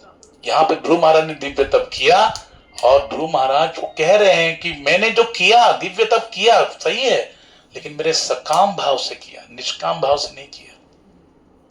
लेकिन हे प्रभु, आप कितने दयालु है, आप मेरी उस स्वार्थमयी सकाम भावना से युक्त साधना को भी आप इतने प्रसन्न हो गए, और आप साक्षात मेरे सामने प्रकट हो गए। कितने सारे ऋषि मुनि क्या करते हैं, ध्यान योगी भी कितने सालों साल, हजारों वर्ष तपस्या करते हैं, लेकिन कभी भी उनको आपका दर्शन स्वप्न में नहीं होता, प्रत्यक्ष में तो छोड़ ही दीजिए, ध्यान में भी नहीं आ पाते। लेकिन आपकी कितनी करुणा है, कितनी दया है, इस छोटे से बालक के सामने आप प्रकट हो गए।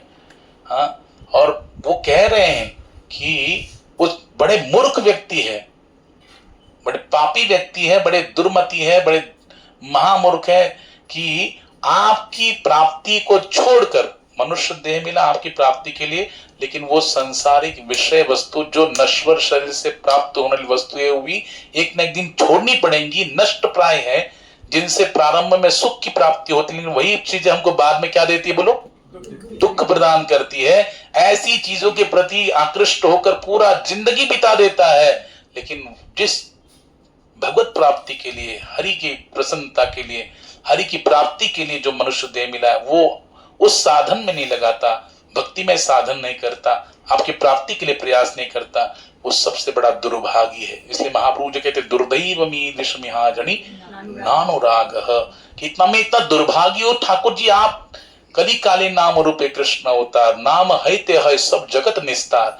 भगवान ने नाम रूप में इतना प्रकट होकर भगवान विद्यमान है। बोलो, ठाकुर जी ध्यान से प्राप्त होते थे। कृतेय ध्याय तो विष्णु हो, त्रेतायाम यजतो मखई द्वापारे परिचर्यायाम कलो तद हरि कीर्तनात्, केवल हरि कीर्तन करने से आप देखो आपके अंदर अलग एक पावर आएगी। मैं कह रहा हूं, आप अनुभव करके देखना। ये प्रभुपाद जी कहते कि जैसे ही हम साधारण विषय वार्ता कर रहे हैं ना, तो हमारे अंदर पावर नहीं होगी, लेकिन जैसे हम हरिनाम लेने लग जाएंगे, कीर्तन हो रहा है, आपने श्रवण किया, नाम लेना प्रारंभ किया और आप उसमें खो गए, तो देखना आपके अंदर एक अलग सी पावर जगेगी, अलग से प्रभाव होगा। आप नहीं सोच पाएंगे जैसे हम क्या बोल रहे हैं, हम कृष्ण से संबंधित बोल रहे हैं, लेकिन क्या प्रेरित होके बोल रहे हैं, वो कौन प्रेरणा देने वाला? भगवान कहते हैं गीता में, मत्तस्मृतिर ज्ञानम अपोहनंच, वो ज्ञान देने वाले भी कौन है? कृष्ण है। कृष्ण हमें बोलने की प्रेरणा, जैसे ध्रुव महाराज को भगवान ने केवल अपना दिव्य शंख स्पर्श कर दिया, उनकी सुप्त वाणी क्या हो गई? बोलो, प्रकट हो गई। हाँ, चक्षुदान दिलो जन्मे जन्मे प्रभु से दिव्य ज्ञान हृदय प्रकाशित, है ना। हाँ, भगवान के प्रामाणिक प्रतिनिधि और भगवान में कोई अंतर नहीं है। उनके द्वारा, उनकी कृपा से भी हमें क्या होता है? दिव्य ज्ञान हृदय प्रकाशित, प्रेमा भक्ति जहाँ है ते अविद्या विनाशायाते वेदे गायहार चरित, है ना। जब ठाकुर जी के भक्त कितने दरो, श्री गुरु करुणा सिंधु आधम जनार बंधु लोकेनाथ लोके जीवना, हाँ प्रभु करो दया देहा मोरे पद छाया हे बेजाज गो शुक्रि भुवाना। यानी भगवान के भक्त प्रामाणिक प्रतिनिधि गुरुदेव इतने दयालु है, करुणा के सागर है, तो सोचो ठाकुर कितने होंगे, ठाकुर कितने करुणाशील होंगे। आप सोचिए ना, अनंत जन्म हमने लिए, अनंत बार इस धरातल पे हम नाना प्रकार की योनियों में आकर अनेक प्रकार की कर्म कर कर उसी में रचे बचे रह गए, घूमते रह गए उस 84 लक्ष्य की योनियों में, लेकिन फिर भी कृष्ण बार बार हमको अवसर प्रदान कर रहे हैं। इस मनुष्य देह को प्राप्त किया, बड़े भाग मानुष तन पावा, सुर दुर्लभ सद ग्रंथ निगावा, साधन धाम मोक्ष करि द्वारा, पाई न जेहि परलोक सवारा। गोस्वामी तुलसीदास जी, बड़े भाग्य से मिला है हमको, तो कितना कितना घूमे फिर भी मिला। इसमें भी हम कितना प्रकार की गलतियां कर रहे हैं, बताओ? नहीं कर रहे हैं?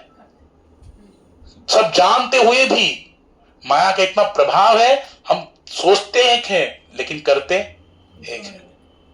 हमारी बोलनी, हमारी कथनी में और हमारे करनी में बड़ा क्या है? बोलो, अंतर है, फर्क है।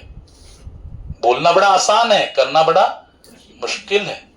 हाँ, तो हम बोलते अलग है, करने में बहुत अपना कष्ट लगता है।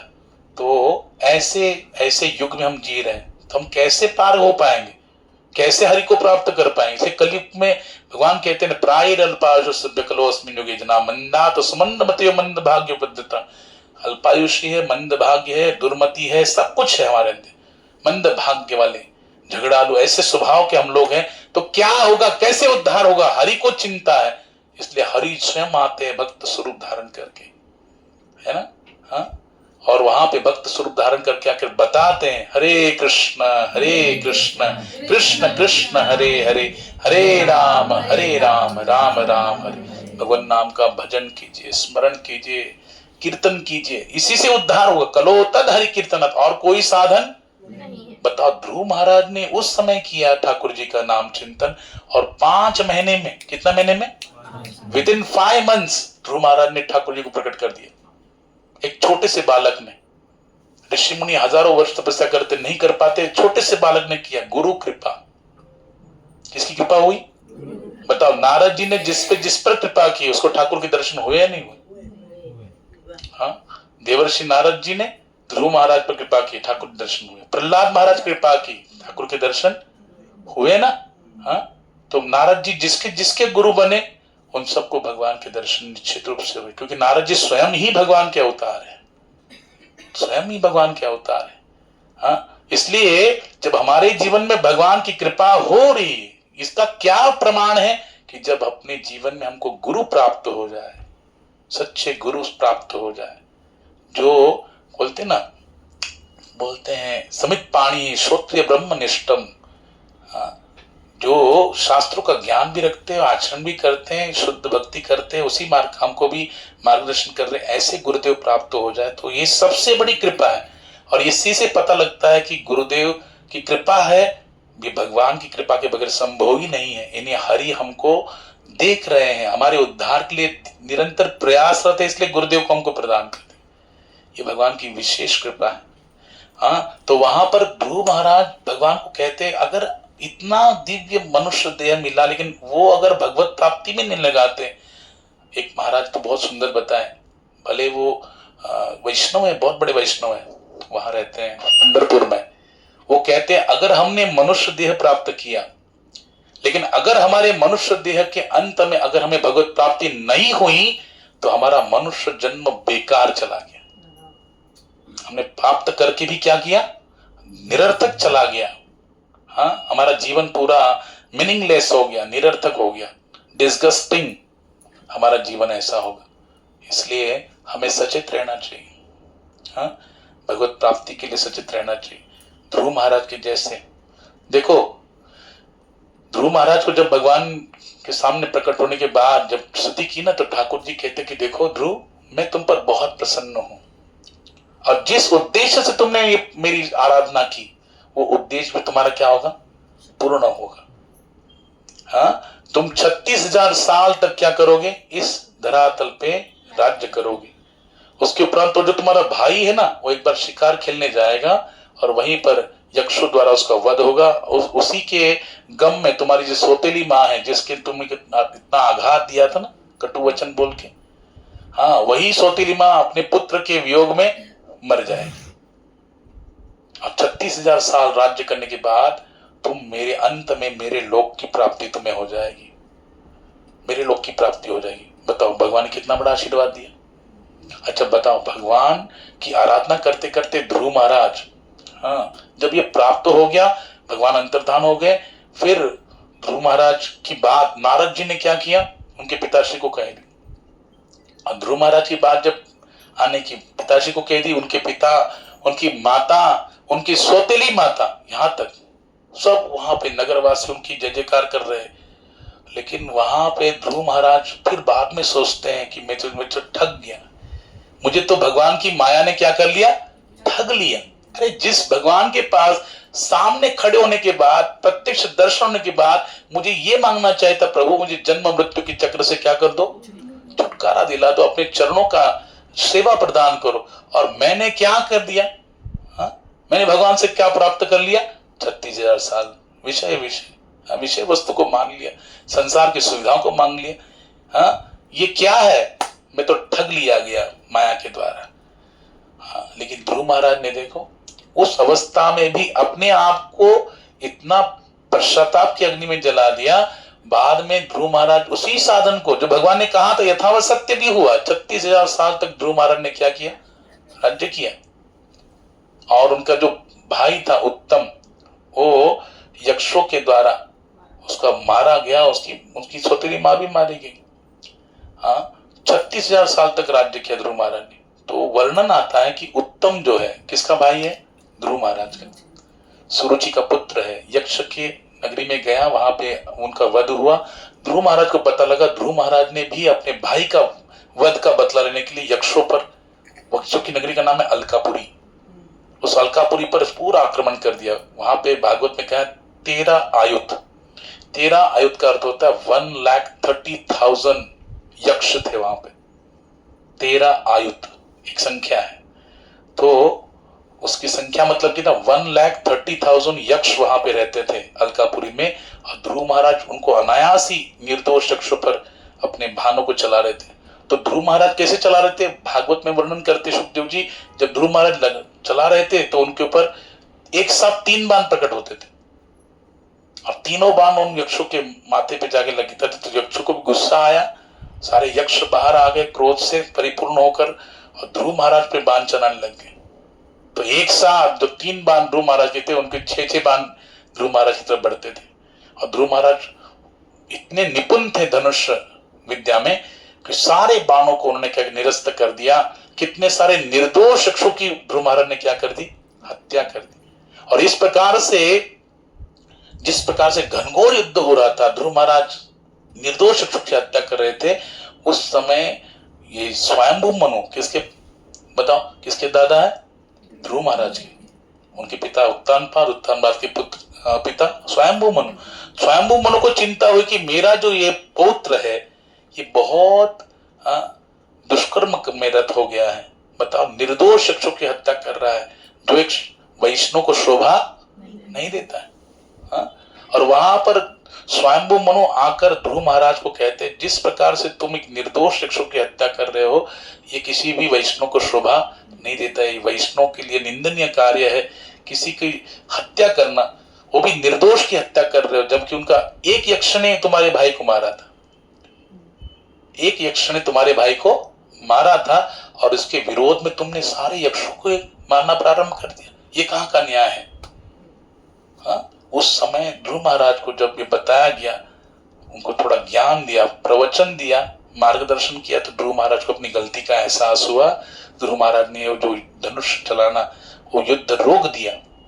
स्वयंभू मनु बड़े प्रसन्न हुए उन पर, ध्रुव महाराज को आशीर्वाद देके चले गए। और फिर ध्रुव महाराज राज्य करते हैं। भागवत में वर्णन आया है, इस प्रकार से राज्य करते करते करते ध्रुव महाराज के 2 विवाह हुए। एक भ्रमी नाम की उनकी वाइफ है, उससे कल्प और वत्सर नाम के पुत्र हुए। और इला नाम की एक दूसरी वाइफ है, उससे उत्कल नाम का एक पुत्र जन्म लिया। तो ध्रुव महाराज ने वहीं पर अपने पुत्र को राज्य सिंहासन पर आरूढ़ कर फिर अपनी यात्रा को समाप्त किया।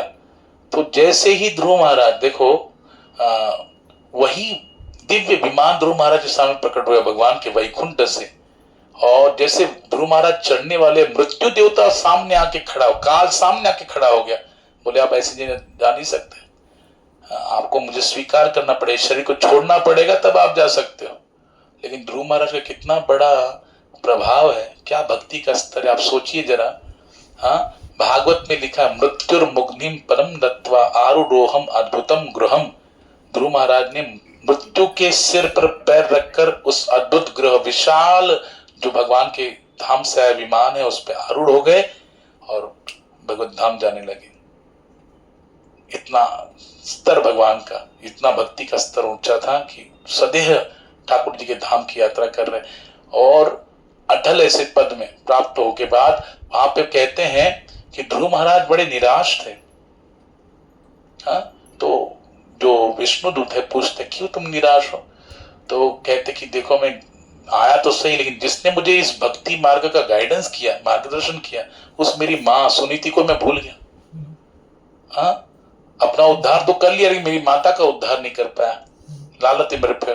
वो कहते कि चिंता मत करो, देखो तुम्हारी माँ का जो विमान है तुम्हारे आगे चल रहा है, सुनीति माता का। तो सोचिए, जिसके घर में एक पुत्र जन्म ले भक्त का, बोलते पवित्र तो देश पावन थे कुल जेथे हरि चे दास जन्म के थे। वो कुल पावन हो जाता है, वो देश पवित्र हो जाता है जहां पे जिस कुल में एक हरि का भक्त जन्म लेता है। इसलिए हम जो हरि भक्ति करते हैं, जितना हम नाम लेते हैं, भगवान की भक्ति करते हैं, केवल हम अपना उद्धार नहीं कर रहे, हमारे साथ हमारे कुल के जितने भी पितर है उन सबका क्या हो रहा है, बोलो, उद्धार हो रहा है। समझा कि नहीं? इसलिए जो नाम लेता है, जो भक्ति करता है, जो भगवान की सेवा करता है, उसके सारे पितर क्या हो जाते हैं, उनका उद्धार हो जाता है, उनकी उत्तम गति उनको प्राप्त हो जाती है। जहां भी किस योनि में होंगे, इस भक्त के भक्ति का जो पुण्य है वो उनको भी क्या हो जाता है, प्राप्त हो जाता है। उस योनि में अगर कष्ट प्राप्त करे तो कष्टों से वो उबर जाते हैं, कष्ट नष्ट हो जाता है और उनको दिव्यता प्राप्त हो जाती है। ये प्रभाव होता है भक्त के भक्ति का। इसलिए वो केवल अपना नहीं, अपने साथ कितने सारे अपने पितरों का उद्धार कर देता है।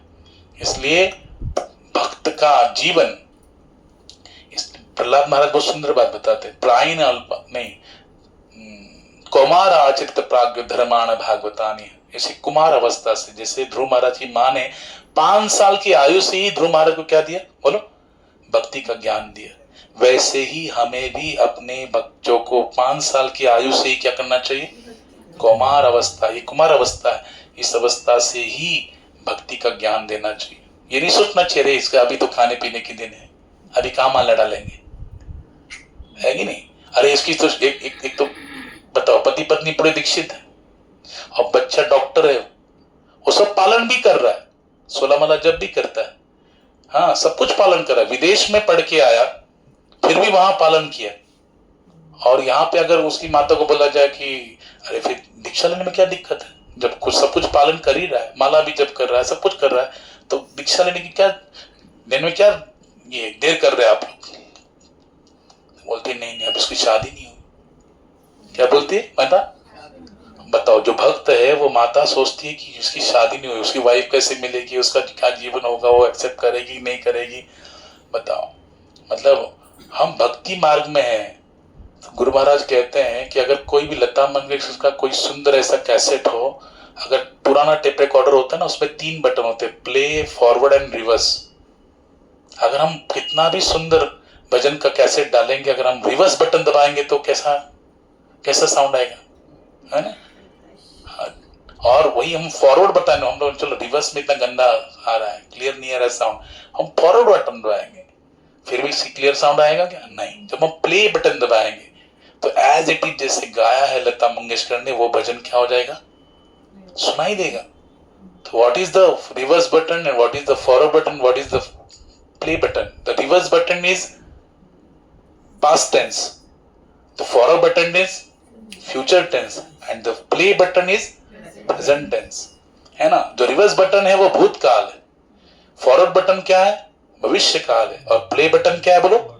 वर्तमान काल है। तो बताओ, ये टेप रिकॉर्डर का कैसेट कितना सुंदर है, लेकिन क्या वो रिवर्स बटन दबाने से सुनाई दे रहा है? क्या फॉरवर्ड बटन दबाने से सुनाई दे रहा है? जब हम प्ले करते हैं सब सुनाई देता है। इन द सेंस हमें हमेशा वर्तमान में जीना चाहिए। भूतकाल में जो हो गया उसके विषय में क्या सोचना, जो हो गया सो हो गया। हाँ, जो रात निकल गई निकल गई, जो बाण एक बार तीर से निकल गया, तीर निकल गया धनुष से, वो वापस आएगा क्या? एक बार जो शब्द निकल गए वापस आएंगे क्या? एक बार जो समय निकल गया वापस आएगा क्या? अभी मैं बोलूंगा 7:30 बनने चाहिए, बनेगी क्या? बताओ, 9 को 10 काम में कैसे बजेंगे 7:30? वो दूसरे दिन बजेंगे, आज नहीं। आज के 7:30 निकल गए, वापस नहीं आएगा समय, कितना भी पैसा तो नहीं आएगा, है ना? वैसे ही जो भूतकाल निकल गया, और भविष्य हम तो जानते ही नहीं, जिएंगे कि नहीं जिएंगे, उसे देख पाएंगे कि नहीं। 2026 में हम लोग मना लिए, हाँ क्या मना लिए? न्यू ईयर मना लिए, लेकिन 2027 हम मना पाएंगे कोई गारंटी नहीं है। तो हमारे हाथ में है क्या? प्रेजेंट टेंस, वर्तमान समय। इसलिए how do I use this present moment in your service and pleasure lord? हे कृष्ण, इस वर्तमान समय को मैं कैसे आपकी सेवा के लिए अर्पित कर सकता हूं, इसका आप मुझे नॉलेज दीजिए, ज्ञान प्रदान कीजिए। I am willing to do whatever you want. मेरी इच्छा वही बने जो आपकी इच्छा हो, तेरी रजा में मेरी रजा है। हे ठाकुर, जो आपकी इच्छा हो वही मेरी इच्छा बने। I am confident that you have perfect plan for me. मुझे विश्वास है कि आपके पास मेरे लिए क्या है? परफेक्ट नियोजन है, पूर्ण नियोजन है, परिपूर्ण नियोजन है आपके पास। हर जीव के लिए कृष्ण के पास क्या बोलो? परिपूर्ण नियोजन, क्योंकि हर जीव कृष्ण का अंश है, और हर जीव के साथ कृष्ण है या नहीं? बताओ, क्या ऐसे है कि जो पैसे वाले के हृदय में ठाकुर जी रहते हैं, और जो गरीब है उसके पास नहीं रहते? जो एकदम निरोगी है उसके हृदय में ठाकुर जी रहते हैं, बोले निरोगी अच्छा है, और जिसको कैंसर हो गया, डेंगू हो गया, भगवान भाग जाते? ऐसा है? ऐसा तो नहीं। ऐसा है क्या जिसके पास 4 व्हीलर होगी उसके पास ही हृदय में रहूंगा, और जो पैदल चलता है 11 नंबर की गाड़ी में उसके पास नहीं रहूंगा? ऐसा है क्या? नहीं। जो 56 भोग अर्पण करेगा, जो फूल का बंगला अर्पण करेगा, मैं उसी के पास जाऊंगा। और जो मुझे थोड़ा सा भोग अर्पण करता है, दुख आता है, वो नहीं, रूखा सूखा मैं नहीं खाऊंगा।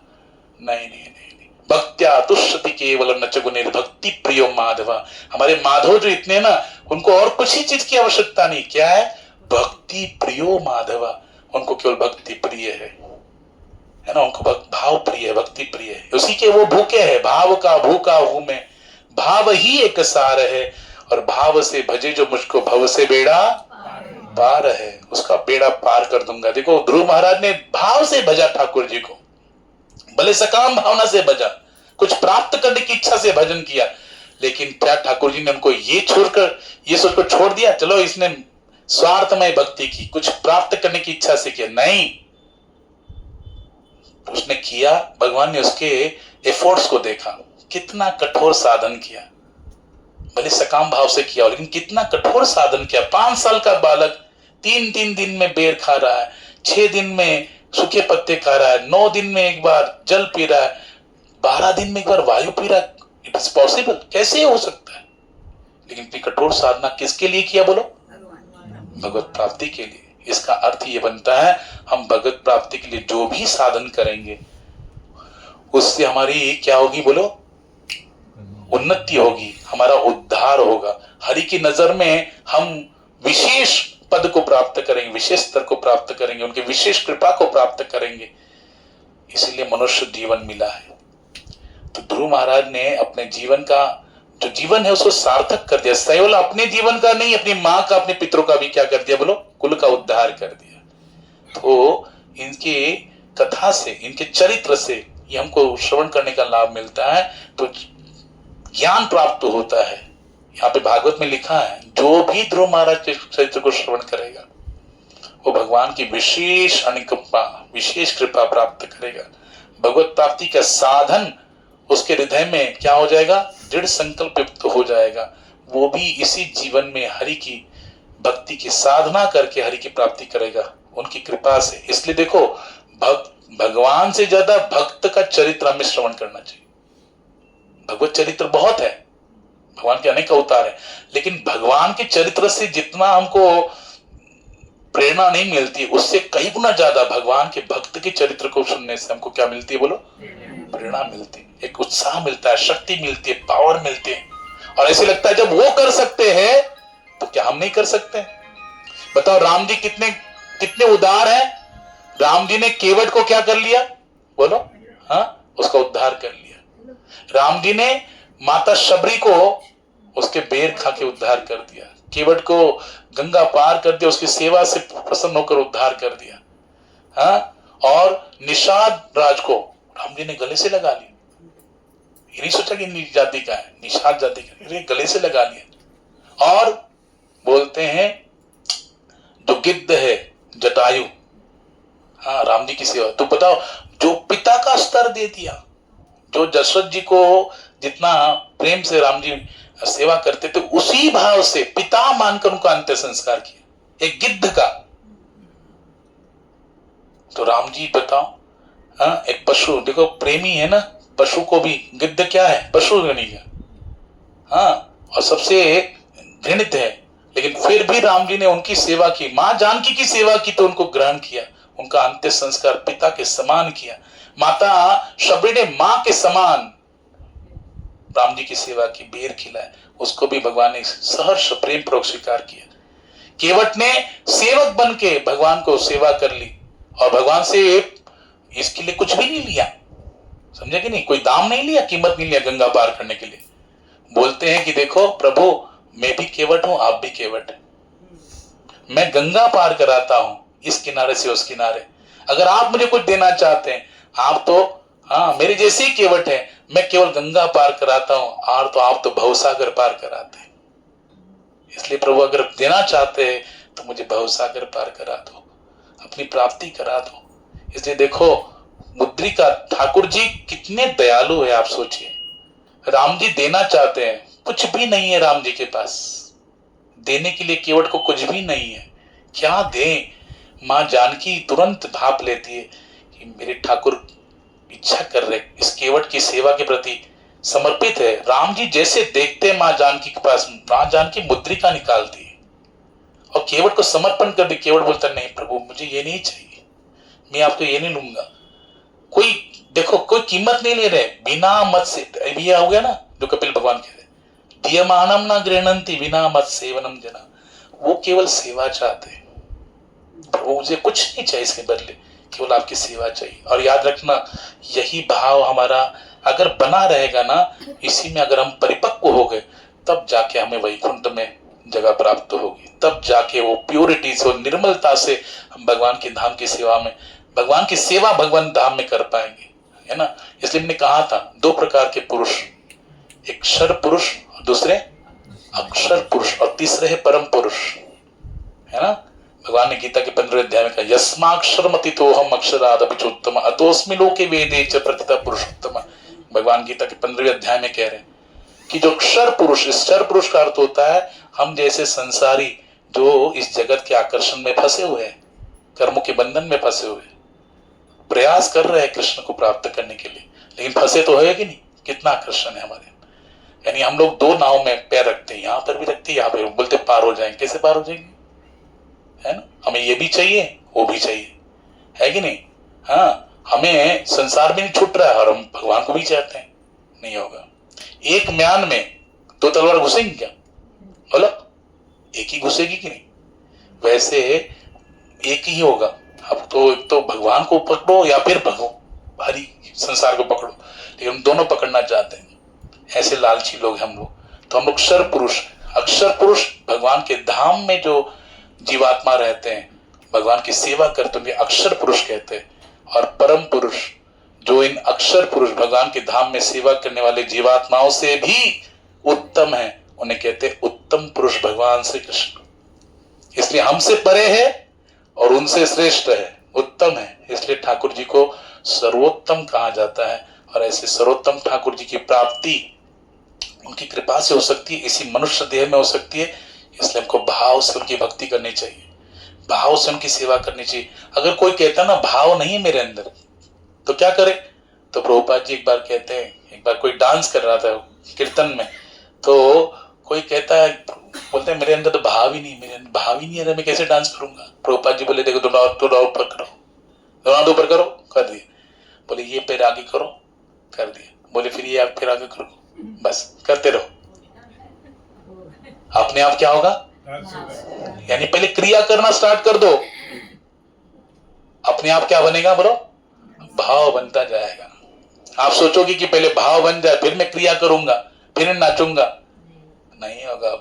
भाव को भाव अनक आलस हो नाम जपत मंगल दिस। भाव बने न बने, मन लगे न लगे, रटते रहो वही करे। हरे कृष्णा कृष्ण कृष्ण हरे हरे, हरे राम राम राम, बस ये करते रहो करते रहो करते रहो, अपने आप भाव बनने लगेगा, है ना। सबसे श्रेष्ठ क्या है, देखो भागवत में बताया कि जब मार्ग पूछा ना क्या करूं, जिसका अत पृच्छामि संसिद्धिम योगिनाम परम मुरुम पुरुष से यत्कारम व्यमानस्य सर्वं। मरण प्राय व्यक्ति को जिसका मृत्यु नजदीक है, उस उद्धार का मार्ग क्या है।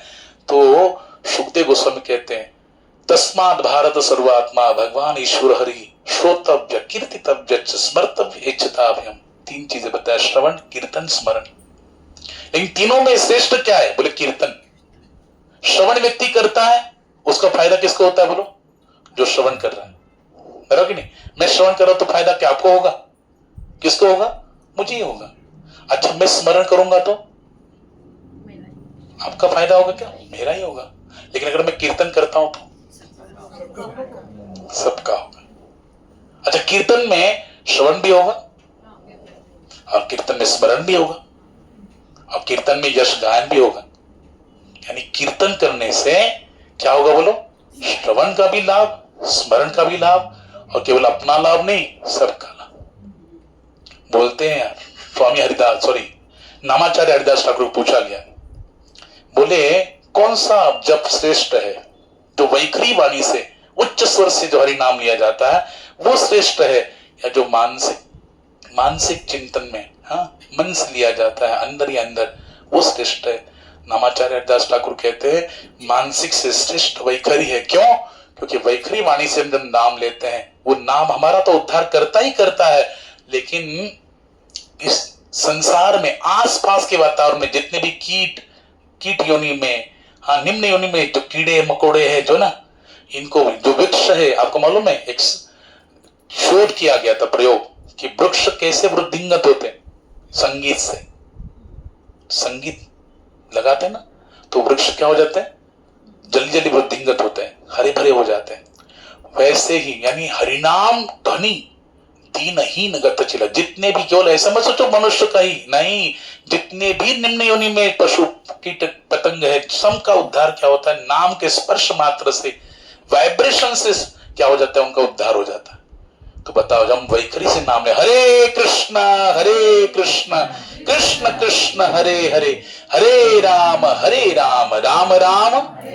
और याद रखना, प्रभुपाद जी एक बार अमेरिका में गए थे, उनका लोगों को, शिष्य को बताया कि आप एक आयोजन करो सत्संग का। तो प्रभुपाद जी गए तो, लेकिन वो उनका बहुत ज्यादा प्रचार नहीं कर पाए, बहुत कम लोग आए। प्रभुपाद ने एकदम जबरदस्त लेक्चर दिया, सब कुछ कीर्तन हो गया। उसके बाद उनके शिष्य आए, बोले कि प्रभुपाद जी देखो, हम आपके लिए वो कुछ नहीं कर पाए, अपने गुरुदेव के लिए हमने प्रयास बहुत किया, लेकिन लोग इकट्ठा नहीं कर पाए। प्रभुपाद जी बोले, क्या बात कर रहे हो आप, निराश मत हो, ये हॉल पूरा देवताओं से भर गया था। क्यों? हमने भागवतम के महात्म्य भी सुना कि नहीं? क्या जब सुखदेव जी परीक्षित महाराज को भागवत कथा सुनाने जा रहे थे तो कौन भागे भागे आए? लेकिन क्या किया? सुखदेव जी ने भगा दिया उनको। यानी स्वर्ग का जो सुधामृत है उससे श्रेष्ठ है भागवतामृत, और उसकी कीमत उन्हें मालूम है। इसलिए जो देवता अमृत का कलश लेके यहाँ पे आए तो देवता कदर करते। स्वर्गी चे अमर इच्छित आति देवा, मृत्यु लोकी भावा जन्मामा, नारायण नामे हो जीवन मुक्त, कीर्तनी अनंत गाओगी थी। स्वर्ग के अमर देवता भगवान से प्रार्थना करते, क्योंकि उसके महत्व को ये जानते हैं, और हमको सुलभता से मिला है, इसलिए हमको कीमत नहीं है। लेकिन प्रभुपाद कह रहे हैं, कुछ निराश मत हुए। क्यों? क्योंकि वो जानते हैं, हरिनाम पर उनको भरोसा है कि हरिनाम केवल हमारा उद्धार नहीं करता, जो भी इसको श्रवण करता है, भले निम्न योनि में क्यों ना हो, वो सबका उद्धार करता है। इसलिए नामाचार्य हरिदास ठाकुर कहते हैं, जो दिव्य उच्च स्वर से नाम जप करता है वो सबसे श्रेष्ठ जप है। इसलिए कोई नाम लेते हुए क्या करना चाहिए? केवल अपना विचार नहीं करना चाहिए। इसलिए श्रवण इस स्वार्थ में है, स्मरण अपने लिए, लेकिन कीर्तन अपने साथ सबके लिए। इसलिए कीर्तन करो। इसलिए कलयुग का क्या बताया? कलो तद हरि कीर्तनात्। हाँ, भगवान का नाम संकीर्तन यही कलयुग का युग धर्म है। इसलिए करते जाइए और ध्रुव महाराज जैसे अपने जीवन को सार्थक कीजिए। हरे कृष्ण कृष्ण कृष्ण हरे हरे, हरे राम राम राम हरे हरे। ग्रंथराज श्रीमद् भागवत महापुराण की निताई गौर प्रेमानंद। हरि हरि बोल।